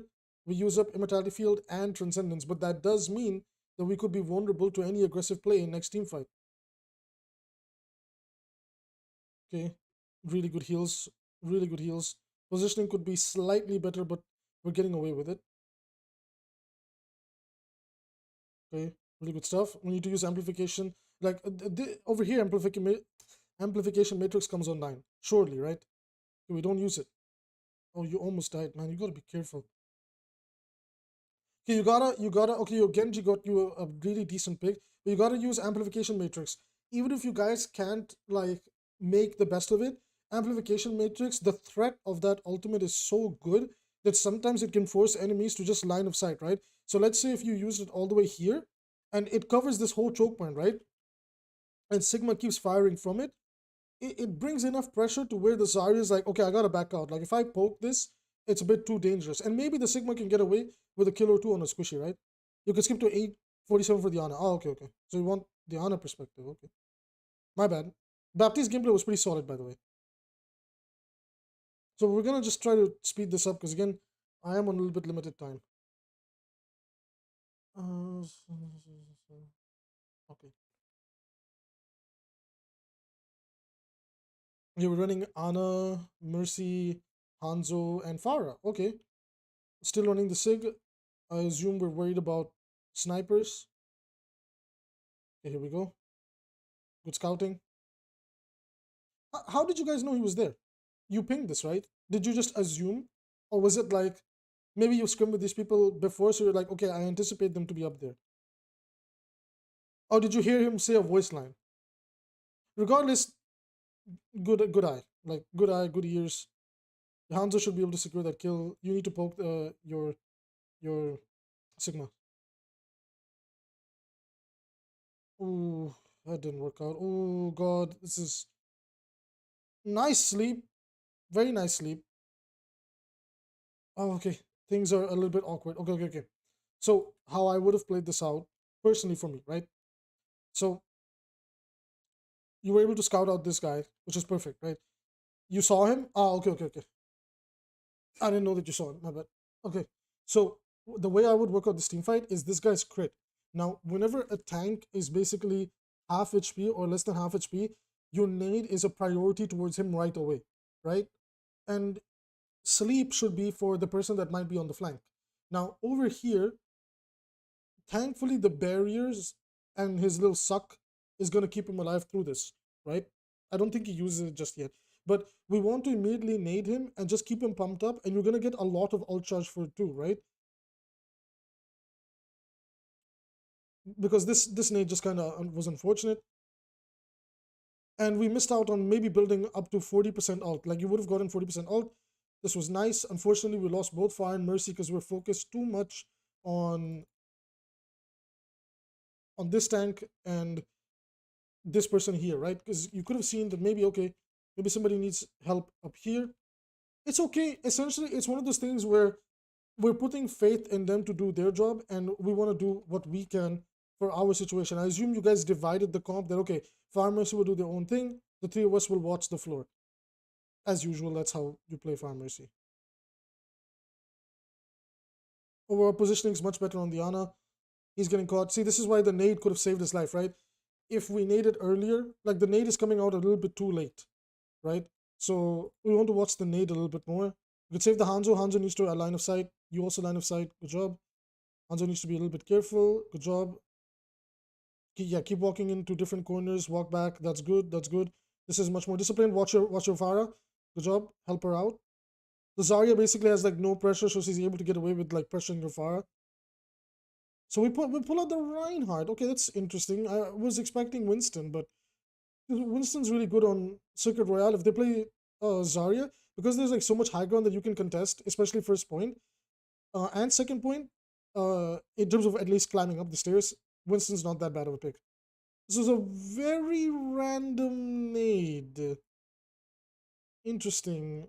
And it could, again, you could have used it like you should have nano by now, but because we've never used a nano on the tank, we're really slow in that ult charge department, and that's why your Mercy already has ult charge before you. You should be able to outpace a Mercy in terms of building ult, especially if your tank plays as aggressive as Mr. Comic over here.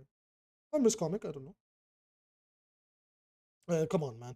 You can see the bubble. It's up there. Like this one, be a little bit like this one is just more of a be a time. See the bubble comes up right now. See you see the bubble come up, right? And it stays up for 2 seconds. And the sleep dart, you took a risk, but unfortunately, like imagine if you slept this Ashe, who is now walking in, did kill the Farah. She wants to punish the Mercy. Okay, so that's unfortunate. This nade is interesting. It's alright. I assume that Ryan gets killed. Yeah, gets killed. Okay, we're kind of just feels like we're throwing cooldowns for the sake of throwing cooldowns. Command Aki, I need you to walk me through like what's your thought process when you're playing Ana? Because again, I don't know if somebody's calling for those cooldowns to be used, or if you're just kind of like autopiloting and you're like, okay, I can just kind of get away with this, right? I didn't use nano for like 4 minutes. Why? You can in 4 minutes you can build almost 3 nano boosts. Okay, that's fine. That's fine. Let's have a quick look over here. Ryan needs to just walk up. Ryan needs to walk up, tank damage.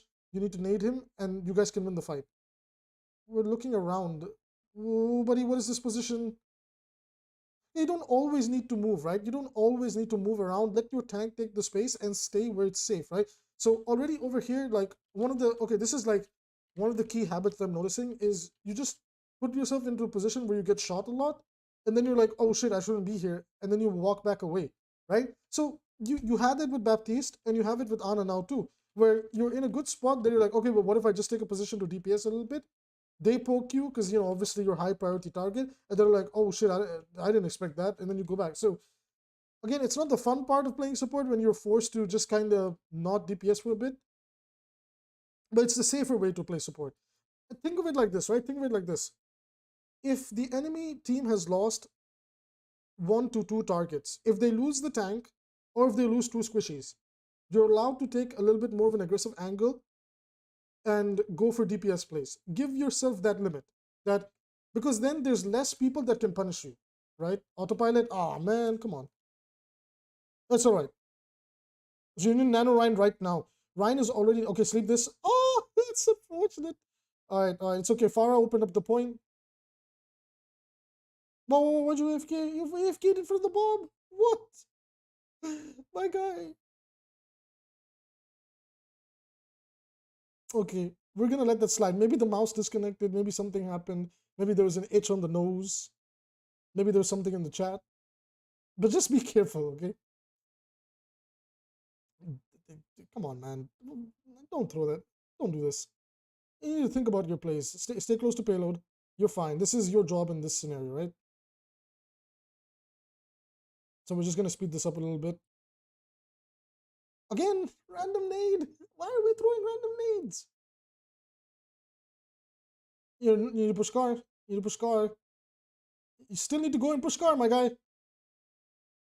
Okay. Another random nade. I'd rather not random sleep. What's happening in this part of the game? Oh my goodness. Okay. Okay. I feel like currently your biggest weakness is the survivability is one thing. I feel like you don't like it when you have downtime and you feel like you should be doing more.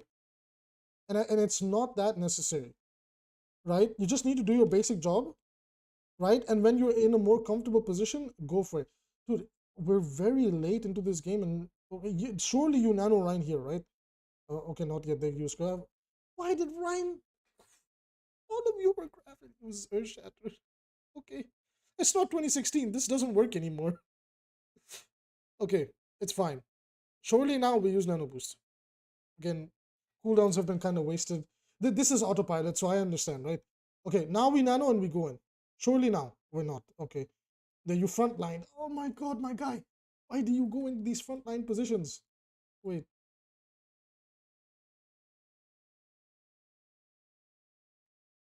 Okay, four people can see you. Okay, you see this right now. You're like, oh shit.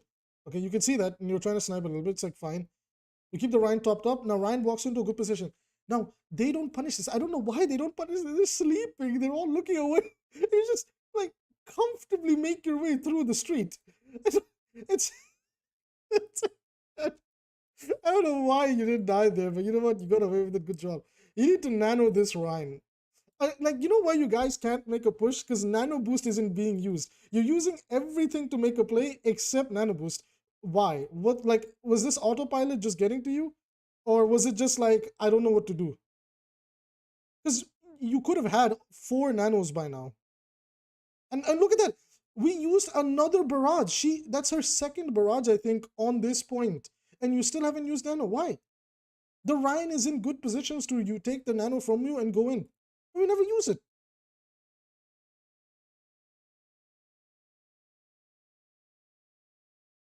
True. Yeah, it's true. But like, what did you want to use nano for?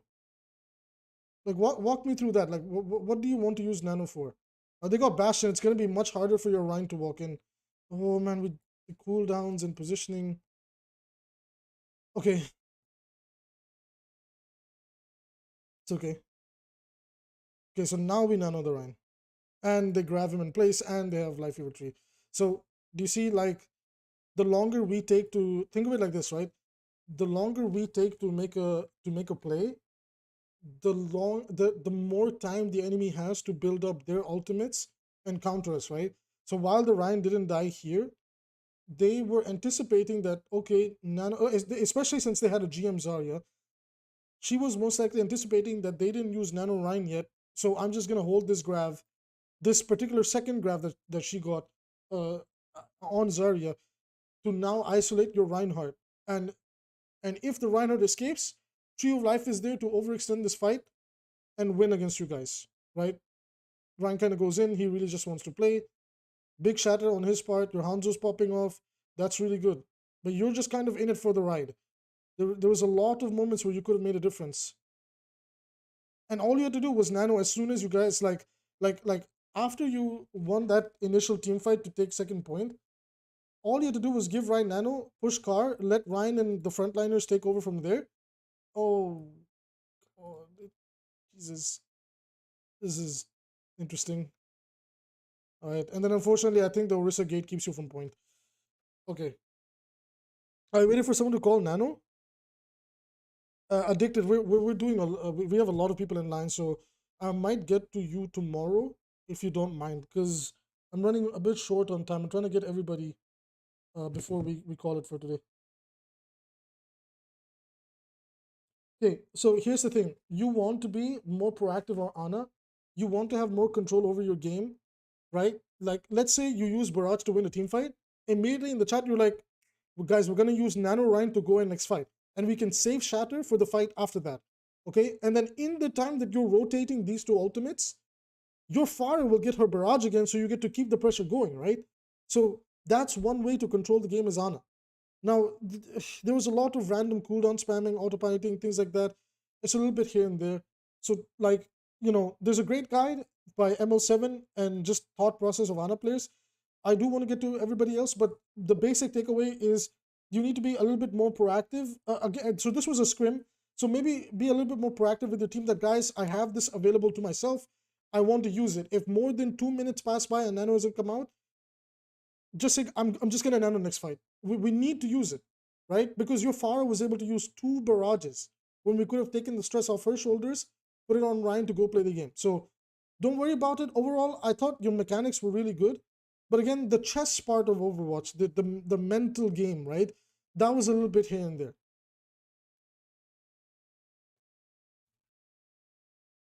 Okay, who's next? Who was after Commander? Okay, it was Abyss, right? They were on the Tracer, Gold 3. Oh boy, here we go. All right, Abyss, I don't know if you're still in chat or not. I'm going to give you like a small 3-minute window to respond. And if you're here, we'll watch this game and we'll talk about it. If not, then I'll move on to somebody else. I think that's the best way for us to do it going forward. We're back on Circuit Royale. We're back. 7:35. If you want, nothing happened at all in the first half. It was really long and boring. Yeah, but there's always something you can find, man. Oh, good. Okay, here we are. 7:35. You said you were playing Tracer. Wait, which one is you? So hold on. One second. If nothing happened, it means something good. Exactly. That's the mindset you should have. There's always something you can do. Trust me. Which one are you? I don't know your username in game. Oh my god, what is with these things? Okay. One second, guys. Work is being a little bit weird. Okay, we're fine. We're fine. We're Gucci. You're the Widow. You're Aokiji. Okay, this one. So here we go. So we want to take the high ground behind us to get an angle away from the SIG.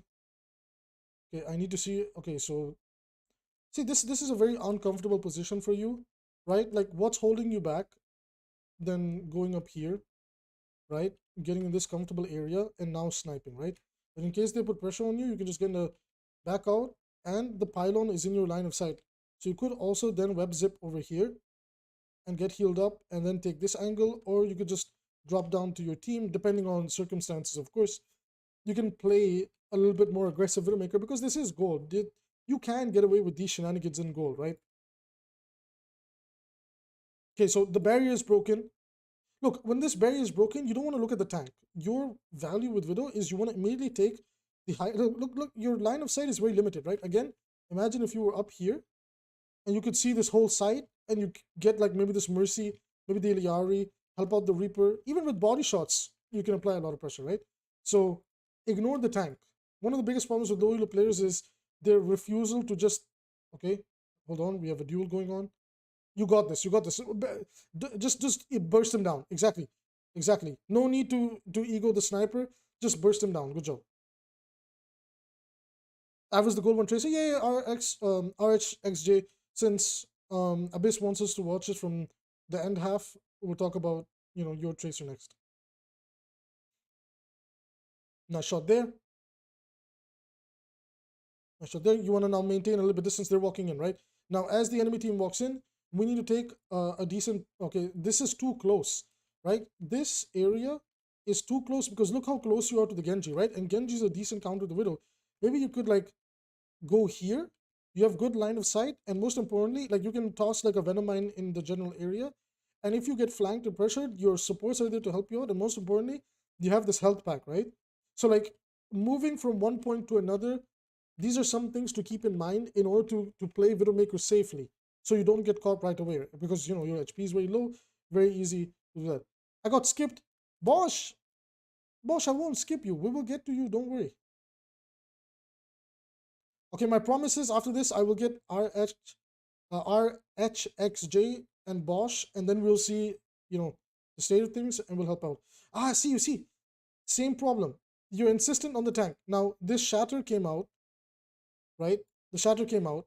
Okay, you can see Mercy and you can see Genji. All in this one line of sight. You can see both of them. Oh, whoops. Hello? Hello? Okay, 1 second. One moment. We had a bit of an oopsie. Okay, so nice shots on the soldier there. I believe this is where Ryan shatters in a second. Good try. Good try. Mechanics is something you just have to work on over time. Nice shot. Why did you turn to the shield and the ram, right? This is a bad habit a lot of players have. Big target, easier to hit, but is it the best one to hit? Of course not. The Genji was right there. You can see it in this vision. So keep an eye out for the squishy. You turned a little bit too late. That could have been your kill, but just that 1 second of looking down there instead of there, that matters if you want to climb. Great shot on the Ramatra over there. Great shot on the Ramatra. Okay, we want to take this high ground now. I want to see you take this high ground and just relax up there, right?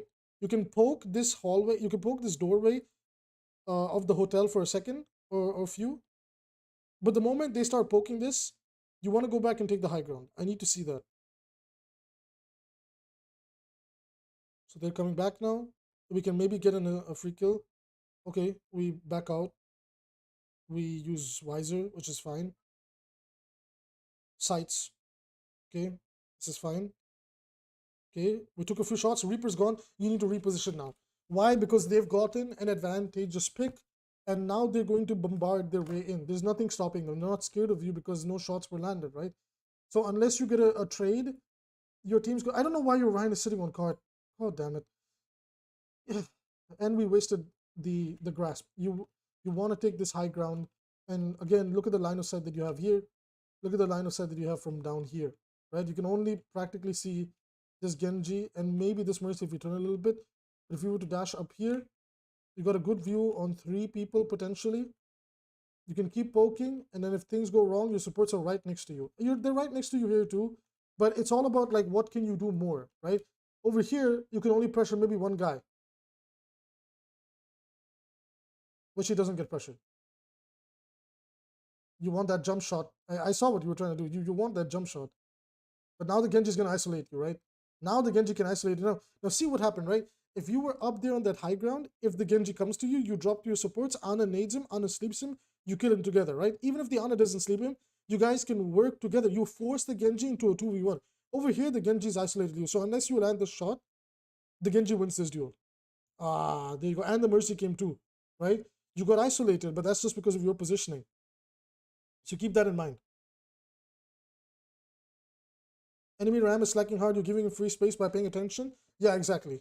So the thing is, like, when you're playing Widow, like, the last thing you like, unless you're scrimming or you're with a tank duo that is wanting the attention to the tank for whatever strange reason, you want to isolate the squishies as much as possible and avoid getting isolated yourself. Still trying to shoot tank. Okay, you just gave the Mercy more ult charge. Try to look for the Genji here. Deflect is gone, so Genji's going to like respect you.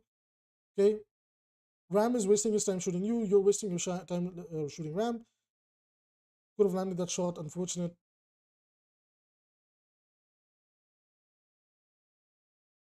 Okay. Pretty much rinse and repeat of the things that have happened. Oh, we should land that shot. There we go. But too little, too late. Okay, okay. I believe it's 2-3. Maybe if you can get one more kill. And it's too late. So you see, your value with Widowmaker comes online very, very late into the fight. They already push in. So in scenarios like this, maybe going for jump shots isn't the worst idea. When you think about, okay, what can I do more? I'm struggling to find an angle to shoot people. Now think, how can I improve that? Okay, maybe we walk up here. Now those people up there can't see us, but we can watch this choke line, right? Okay, maybe we want to get somebody in this area, like in this zone. So now we look up, we zip line up here, we try to go for a jump shot, we try to land it. If it lands, great. If it doesn't, it is what it is. We then watch where our team is going, position from afar, and apply pressure. We don't want to be too late in getting value. Widowmaker is a character that you want to see early in the fight on the kill feed, not later, because later it will just allow them to win. Basically, if you don't bring pressure early into a fight, your team is playing a 4v5, and it's better. You're better off playing Ashe in that case, right? See, the Ryan on your team landed a big shatter, but you didn't have the angle to follow up, right? So it is what it is. I believe your team wins this fight. There's no way you guys don't win this fight. There you go. But it was your team that won that fight, not you. So far, you only had an impact on one stage of the fight. Why are you sitting on car? Why are you sitting on, what does this do? Why are you sitting on car? Why are you sitting on car right now? What's the thought process here? Look how close you are to Ramatra right now. If this Ramatra had ult and he walks in, what are you supposed to do? You can legit just high ground position up here and do what you're doing right now and allow your supports to push car. Why are you on car? You're a Widowmaker, you have range, right? Sure, you can sit on car maybe to push it a little bit, but then you realize that, okay, this isn't my job anymore. I have to take high ground. I need good line of sight and I need to keep applying pressure. Even if you want to shoot the tank, okay, fine, sure, you can shoot the tank. But why sit on car, right? If the Genji comes back, which they don't have a Genji right now, but if they come back and they start coming in with brawl, you're in an uncomfortable position because you're not in a position where it's easier for you to run away. Now, if you were up here, and yes, this much of a distance makes a big difference. You're up here, the Ramatra's punches can't reach you. In this position, Ramatra's punches can very much reach you. So, some food for thought, right? Because again, you might get away with it in gold, but you're not going to get away with it in diamond, right? So, do you want to stay in gold? Do you want to stay in gold? You do this, right? If you want to go up, you start moving around, right? Good shot on Diana. Good try. Again, working on mechanics is something that comes over time, trying different sensitivities and things like that. You scouted Diana, good job. Attentiveness is really good. Really, really nice shot. Really, really good shot. Okay, keep it up. Take the high ground. Yeah, poke in. Look how far your team is pushing. You can... Real talk though, why are you on car duty? Why are you on the car? Leave this. You're wasting time. You're AP. You're doing nothing. You're doing nothing. Congrats. You brought value to the team fight, and now you're like, bro, that's it. I don't want to do more. Take this high ground, right? Or if you want to push up a little bit here, look for a cheeky shot, come back to this high ground, and now play this high ground until the payload crosses this point. And then play this over here because you have open line of sight. Okay, if things go wrong, back up a little bit, and now play this high ground to take this fight over here. Why are you on car? The biggest misconception for a lot of characters with range and for tank players is they think sitting on car is the right thing to do. It's a horrible waste of time. You could be poking them right now. You could be applying pressure and forcing them to stay back because of the threat of the one shot. But you're not. You're pushing car. This Keiko should be here. She can do everything she's doing right now by sitting here and spamming papers, and you should be in that area where she is spamming shots. Now you saw the high ground, you didn't take it. Because for some strange reason, you're on card duty. I have a bad habit with front lining. It's not about front lining though. Like, you're all over the place. Like, why are you not taking fight? Okay, fine, you reposition.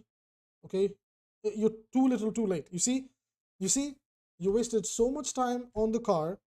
Okay, you were never in a good position to begin with. Like, look at this, right? This is the position you wanted. And I've been barking that when the payload was over here, right? That go take this high ground, move over here, depending on where the payload is, play in this area, right? At the end, okay, subconsciously, you felt that this was the comfortable spot because you have line of sight.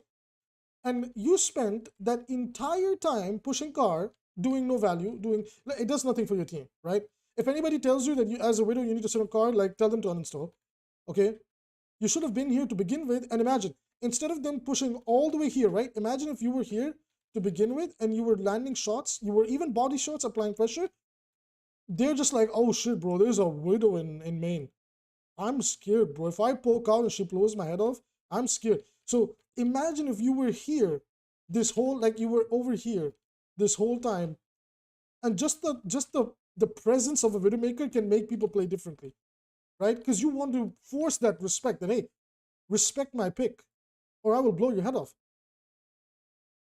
And unfortunately, it's too late. At this point, with the way you're playing, you're better off playing Ashe. And now you're going to get caught. Yep, there it is. Positioning, right? It's positioning. Mechanics is something that you have to practice over time and get a feel for, right? But in terms of general gameplay, my assumption right now is putting you in the right spot, in the right time, and then let you do the rest. If you can't land the shots, it's okay, just practice, right? I'm not here to teach you how to aim, because that's something you learn yourself.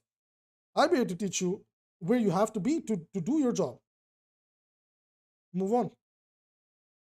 Take the high ground. You can be a little bit up here, but it's okay. Your teammates get caught. You need to get out. You're safe. Okay, next team fight, right?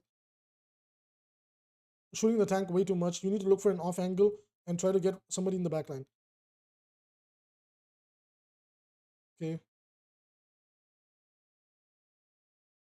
Okay, we're taking too long to find value. See, if a situation like this happens where the Widowmaker, like the Widowmaker pick is struggling to get value, you gotta swap off. You're 100% better off right now playing Ash, spamming dynamites, and spamming the tank. Get Bob, let Bob come in and do his job.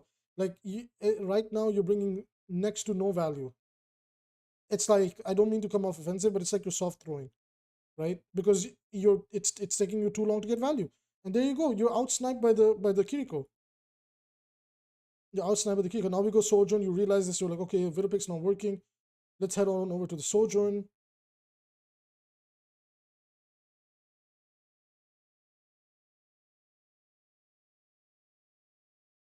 Applying a bit of pressure here and there. Nice pull, nice combo over there. There's a Reaper behind you. Okay, you were aware. Okay. Okay, so like, you saw that the Reaper was there, right? Why did you turn your attention away from the Reaper? Like, you see him, you're like, okay, Reaper's here, I should probably shoot him. It's just like, I don't feel like it. I don't feel like it. I just don't feel like it. I'm gonna let the Reaper walk in. Look at him. Oh, look at this Reaper. You could have pressured. He's already like almost half HP, right? So he's on the flank. Bro's on the flank from Narnia. He's coming back to planet Earth right now, okay? He does his shots and you notice that, okay, he's behind us. This is a free kill for you and your supports. I don't know why even Baptiste gave up. Like, why did both of you ignore him? This is a free kill and you had a charged up shot. He has no pressure. He's just walking in for free. Both you or Bap could be shooting him all this time. He just walks in for free and he kills two. Helps kills two, actually. The Baptiste is like, oh, that's who that was. It was an enemy Reaper, not a friendly one. That's very concerning. Back to you. Mechanics are not really that much of an issue. It just requires practice. But attentiveness and positioning is very much all over the place right now. Okay, focus the Bastion. Okay, take this high ground from the Bastion. Why are you shooting the tank? Why are you shooting the tank? Why do you spend the entire game shooting the tank? Please, clear it up for me. I'm begging you. Why are you shooting the tank? You saw the Bastion, okay? Look at this position, right? You shot the Bastion, he's almost low. Your shot is getting charged, right? You reloaded. Instead of walking and chasing around, why don't you just come up here? The Bastion's weak spot, this blue thing is his weak spot, is exposed. He's low HP. You come here, you kill the Bastion, and then you can pressure his backline and let this guy waste his time, right? Like, why didn't you do that? Why you spend so much time shooting tanks this game, and then whenever there's a DPS, you just ignore it. You're like, it is what it is. What's this point? Like, the tank is going to tank your damage. The healers will heal him through it. So why not divert your attention a little bit, right? Your teammate did everything. Your teammates did everything here. It should have been you. It should have been you that killed the Bastion and then pressured Diana on the high ground.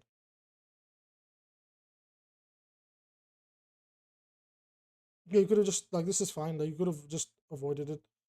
And now it just, yeah, there you go. It just catches you.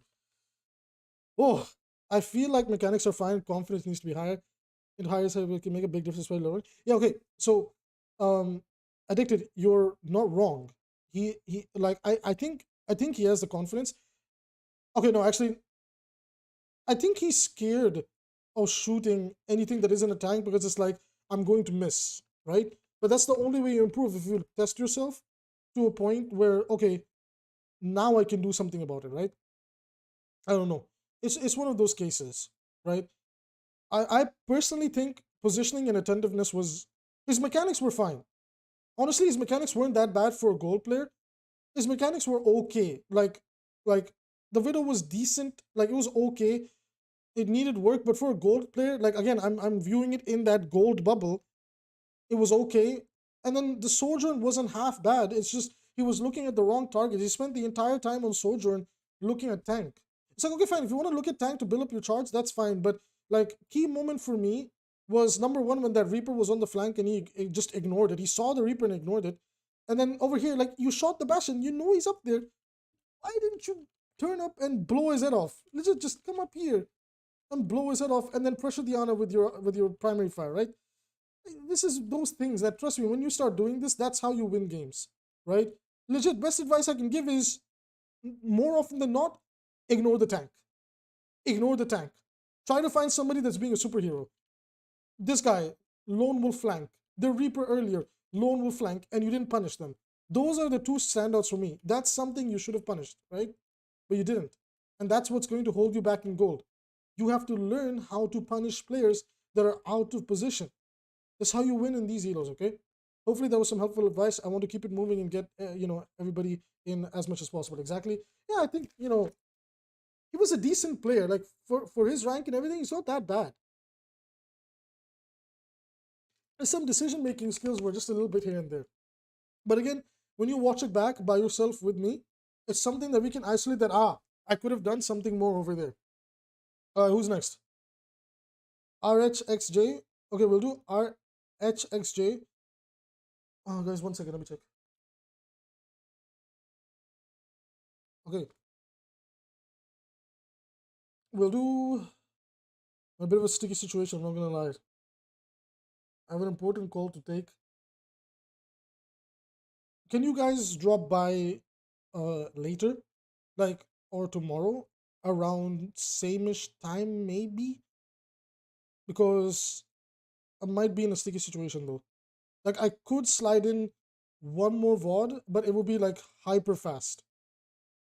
It would be hyper fast. Like, okay, let me see if I can slide it in. But we're going to be hyper fast about it, okay? So this is RHXJ. And Bosch, can you send me your code again? And Addicted, if you don't mind, can we save you for next time? Whatever next time is. Because I'm very tight on time now. I didn't realize how much time had passed. I'm just gonna put it on 1.5 speed and go through basics and not try to break down every fight. That's kind of one of my problems. I go into too much detail trying to explain thought processes to people, but I feel like, it's beneficial the higher up you go. Tiny Thor, Big Brigitte is, that's a great name. All right, Genji VOD, let's check this out.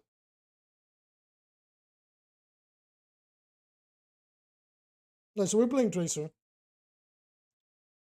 Tracer's in a really bad spot this meta, guys. I really hope she comes back. I miss playing Tracer, honestly. So we're holding the flank decent.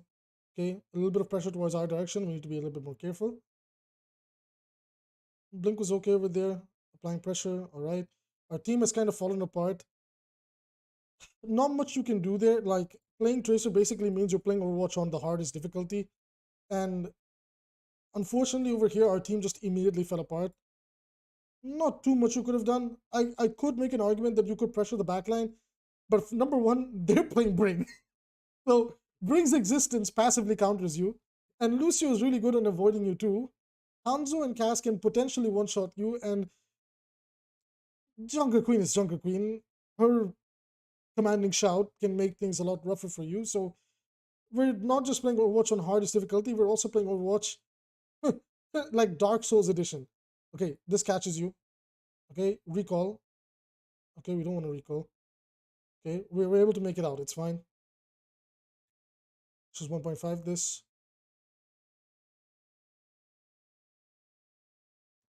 Okay, pressure. Nice. Get on the flank and get on somebody right now. Okay, don't look at the tank. Don't look at the tank, damn it. Same problem. Every gold player. Try to isolate a support or an enemy DPS. Why is our team hard feeding? And not much you can do. See, this is why it's sometimes awkward to coach flanking heroes, because they might genuinely be playing perfect, but their team is just like, oh, what happens if I walk into 5 people? Like, the Winston has pretty much done that on cooldown. You're playing it safe. You don't want to risk feeding, which is good. Your Winston should be considering that. In fact, your Winston shouldn't even be playing Winston into all of this. And an argument could be made, you should avoid playing Tracer into like a combo of Junker Queen plus Brigitte. But we will look at it from whatever way we can. So far, positioning is really good. Aim is decent. But we can't pressure anything. Because again, you see, you start pressuring and she brings up the the overhealth, and that's where Tracer. This is the problem with Tracer right now. It's just there's too much healing abilities, too many things that just say no, and it becomes really tough to play her. Okay, I'm gonna speed run this real quick. Genji VOD, yeah, exactly. I love the name, man. It's great. It's great. We don't judge, all right? It's a great name. So back into position again. Okay, we definitely need to find something with Pulse. Like they've pushed up way too far. Granted, our team has been feeding. It's really hard to coach this Tracer. I was gonna say the word, but I'm gonna avoid saying it. Okay. Oh god. Okay, finally something that I can actually coach. So this felt like a panic play. This just felt like, damn, I gotta do something or I lose, right? We like double blinked, I think. Ooh, yeah. I was want to talk to me about the thought process here? Because I felt like you could have comfortably stuck this onto the Hanzo, right? Like over here, if you just use one more blink, or just instead of blink and just okay yeet, you take a moment to like look where they are, position the aim like this, and then try tossing it. Would have been slightly better, but overall, unfortunately, you got caught. So hopefully you swap off Tracer. Okay, look. So this is a good advice that I can give, right? Because this goes on for a bit. When give yourself a two, and guys, do this on all heroes. Give yourself a 2 minute window, 2 minute window to understand if my pick is working or not. Okay? If the pick isn't working and you're getting steamrolled, it's not going to work for the rest of the match. Because they've been able to identify your pacing, they've been able to identify that, okay, like I'm not going to lie, more of this is on your tank. This guy is feeding on cooldown. It's right, and of course they have Brigitte, who naturally by existing counters Tracer, right? And Jungle Queen doesn't help either, because she like usually the range that you want to play Tracer is the range where Jungle Queen feels really comfortable applying pressure, and again commanding shout. Like earlier when you tried to apply pressure, commanding shout negated whatever you could have done, and you were like, okay, I have to play safe. You're just feeling pressured. You're just like, I don't know what to do, right? You're lost over here a little bit. Didn't think they would drop down. I mean, yeah, sure. Like I said, this match is a little bit harder to coach simply because your team. Look at this again. They're feeding on cooldown. Like you've not taken a proper fight yet. It's just like your tank and teammates one by one dying on cooldown. Oh man, pressuring the brick is not a good idea. So you see over here, like this is where I would say it's time to get off Tracer, right? They got your number. There is so much. They're playing in this big ball. None of them are isolating themselves. Tracer is really good at like chasing around targets that are isolated. Why didn't you take the health pack? Take the health pack. Oh, forgot the health pack. Recall. Get out. Get the health pack. There's no saving this fight. They got rally as well. Okay, yeah, that's you're not gonna do anything with Tracer. That's why Brig is so good at countering Tracer. The range that Tracer wants to play is the range that Brig can watch really comfortably. And then Junker Queen as well with the Cassidy is so hard to play Tracer into, right? You were better off picking another hit scan or something like that to play the game. So we commit to the Tracer over here. Now, when you're attacking, you might have a little bit more leeway to do whatever you want. Now, fortunately for you, this is a comp you can play Tracer into, right? Gotta be a little bit careful around the Sombra and the Kiriko, because they can potentially pressure us really well. Sombra's hack can delete us. Kiriko can easily 2-tap us, right? 2 or 3-tap. But so you've identified their positioning. You now want to get behind them, right? Your next priority is getting behind them. Okay, you peel for your team. That's good too. Sorry, I know I'm watching it on 2 times the speed, but again, time is of the essence. Okay, this Lucio should be punished. We're struggling with the mechanics. The mechanics, man. We're struggling with the mechanics. It's okay. Your team makes up for it. You need to walk up and take space right now. You need to. No, why are you sitting on car? There's no reason to sit on car. Walk up and take an aggressive flank position, or take a very aggressive position. Wait for one of them to be like, to do their thing. Isolate somebody from the back and delete them. Try to one clip them, 1.5 clip them, and then get out and regroup with the team, right? You're wasting time. Your APM is so low. We finally move in, but the enemy team's coming. Why are you sitting here? Nobody takes fights in here, right? Nobody takes fights in here. And in fact, think about it, right? This tiny room gives you less space to run away. It gives you less room to avoid shots. So it's easier for somebody to isolate you in here, right? That's something to keep in mind. All right, get behind them and go. You can hear them taking a fight. Reaper is a really, in this elo, Reaper is like good at like pressuring you and everything, but it's okay. You got him out. Okay, your team is winning this team fight for you. You need to do your job now. Get out. No help back there. Get out. No, why did we waste pulse bomb? Okay. This is fine. No.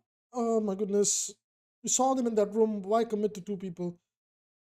One at a time. With Tracer, you really have to take fights one at a time. Usually with somebody that is a little bit away from the team. Get the health back. You ignored the Doom. Bro, the Doom fist. Why did you ignore the Doom? This is the enemy Doom. Oh wait, no, this is you. Sorry. My bad, man. I got confused. My bad.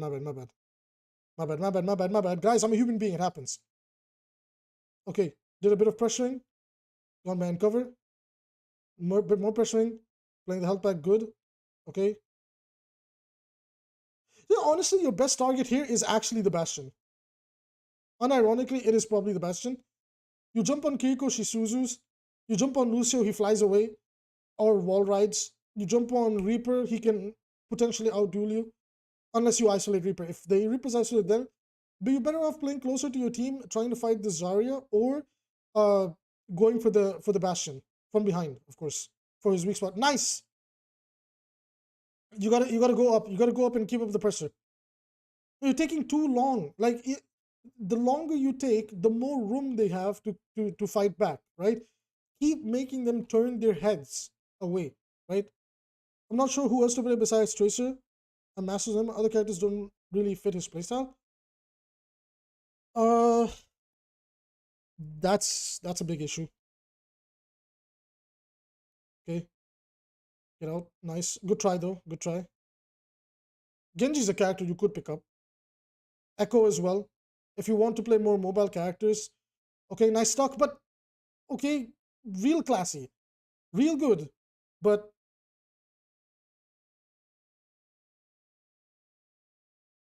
wait a minute. Why didn't the Lucio just sound barrier that? I was about to say like it could have been sound barrier, but I just realized the Lucio never did it. Alright, whatever, it's fine.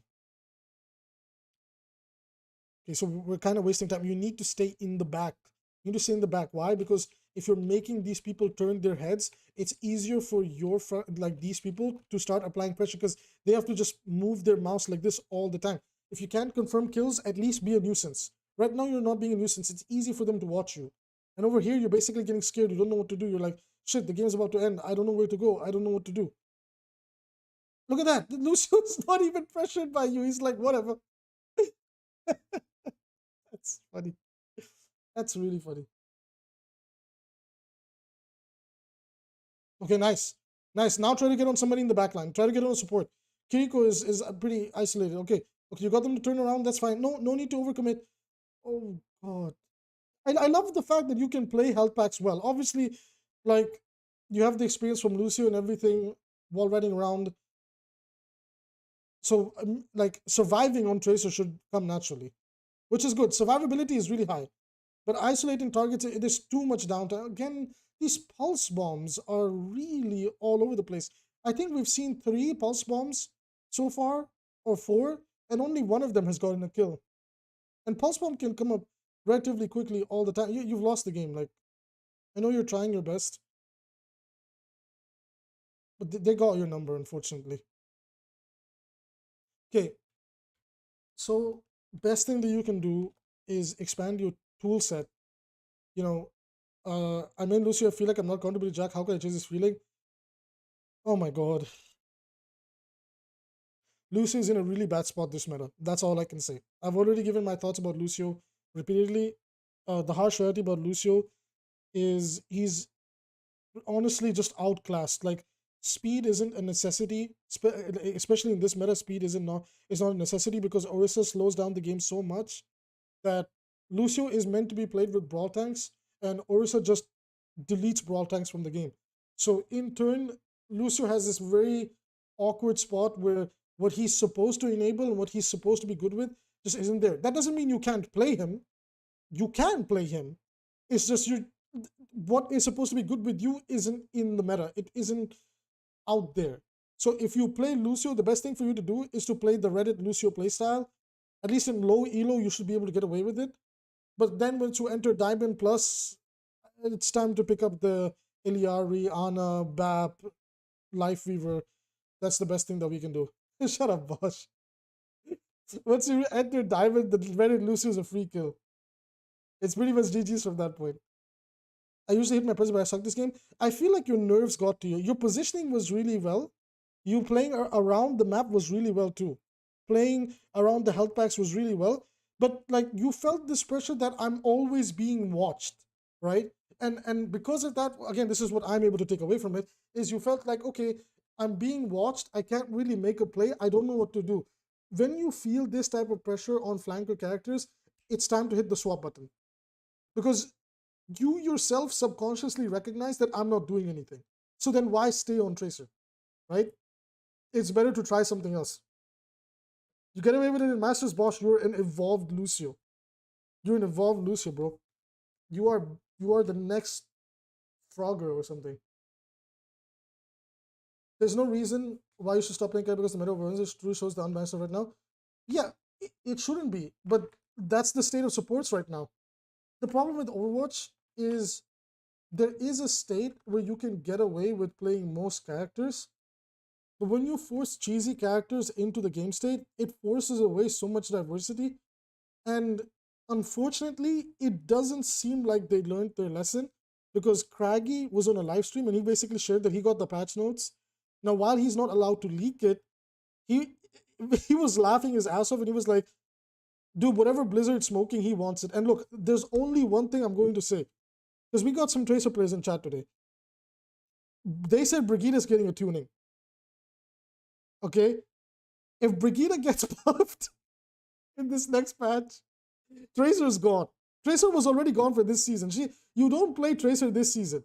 She's like a soft throw pick right now, right? Just because Torb, Bastion, Iliari, the high healing in general, the high damage on supports, like Tracer's whole job is she's supposed to be on supports and pressure the supports and isolate supports. Yeah, well, you can't do that when supports are good at taking care of themselves against flankers now, right? That's why we always talk about creating trade-offs so that there is a window of opportunity for a flanker to do something. I'm not saying that a support should be a free kill. I'm saying that there should be a trade-off. Now, Ana, for example, right? If she used up her nade, let's say you play Tracer, you force out nade, you force out Sleep Dart, you're comfortable on confirming that kill. Congratulations, you have done that, except there's one problem. Iliari is right next to her, and Pylon's there too. So now you're forced as a flanker to deal with it, and basically, the flanker playstyle, in my opinion, is basically dying. And the one good thing about a certain flanker in the game, Genji, he's adaptable to all the different styles of the game, brawl, poke, dive, simply because his kit allows for it. Like, Genji can stick with the team, and like in poke and brawl metas, he just becomes a Dragon Blade bot, where it still brings insane value, right? So if you want to pick up a character that, if Tracer's not working, but you still want to do some flanks or have that type of playstyle, go for Genji. And if Genji is too difficult, go for Echo. Those are legitimately the best alternatives that you have. If you want to keep up that flanker, high speed, high force playstyle, all that type of stuff, Echo and Genji are your next best bet. Otherwise, lock Bastion and Torbjorn and win some games. Because they win games, trust me. Break doesn't seem that much of a problem. I know to deal with it. It's just Hanses and Yari. Yeah, but you're in gold. Like, the higher up you go, people will pick Brig, and they will understand how to play Brig better. Just by Brigida's existence and what she's able to do, the area that she's able to deny, you will lose those games and you will never understand why you're losing into that Brig. And it certainly doesn't help that next season it seems like Brigida is most likely going to get buffed. So it's like, yeah, sure, you can play into your counters, but just keep in mind that as you start to climb, those Brigidas that were bad in Gold 5, they might be stronger in Gold 1, Then in gold, in plat 3, they'll be stronger. And like as you go up, it becomes harder and harder and harder to play Tracer, right? That's why you should have like basically like the rule at the moment for damage heroes. They talked about this on the Great Debate on SVB's podcast as well. Is DPS right now is all about just helping your tank. Like if they're losing the tank war, lock in Bastion and Torb and just help them win. That's the sad state of DPS right now. Like DPS are not allowed to be individual playmakers. They're just supposed to be there to help your tank play better. Even when we were coaching the that Genji player that was with us earlier, I told him the same thing. Follow up on what your Doomfist is doing. Because you just can't make plays on DPS anymore. There's too much healing in the game. There's too much abilities that say, no, okay, you made a flank, I drop Suzu. You can't play the game. What can you do? It is what it is. It is legitimately what it is. That's what's happening right now. That's why Bastion and Torbjorn took over the game. Usually the flankers are what keep Bastion and Torb in check, but they overkitted them with insane sustainability to the point that they can just dominate games. By the way, the Bastion nerf wasn't enough. I'm going to come out and say it right now.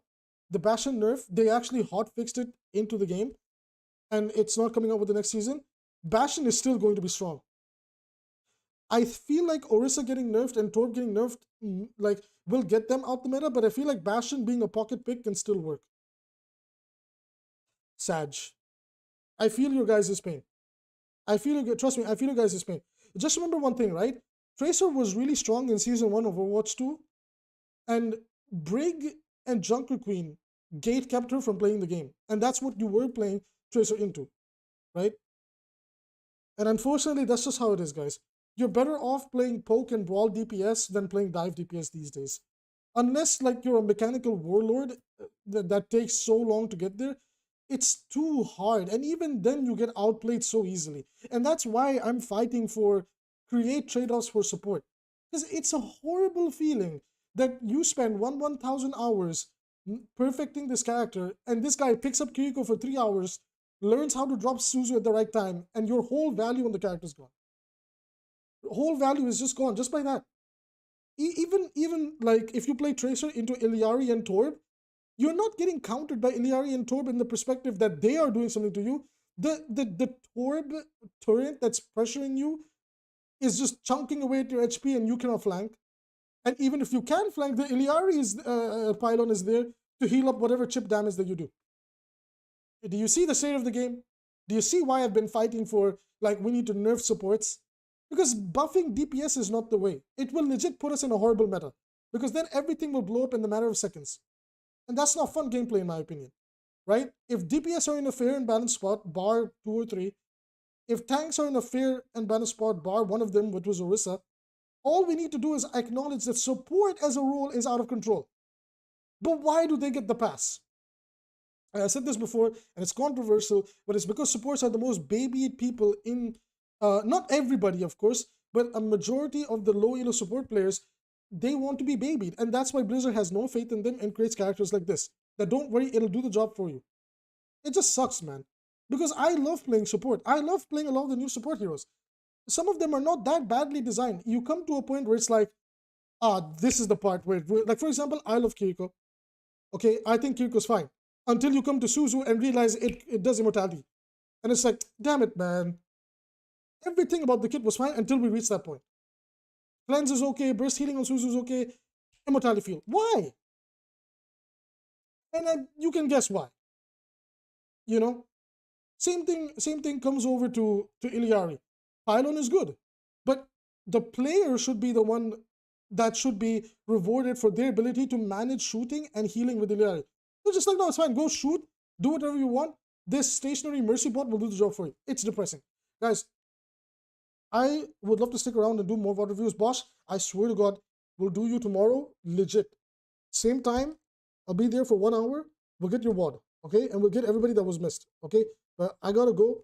I'm low on time. It was really fun. I enjoyed it. Again, if you guys want to support the channel for free, just keep hitting like on the videos. It helps with the algorithm. If you want to drop a donation through Super Chat, I would appreciate that as well, but you don't have to. Free ways to support the channel is just, again, subscribing and liking every video, leaving them, you know, running in the background. Give mercy. Whatever, man. I can't do tomorrow, then next time, okay?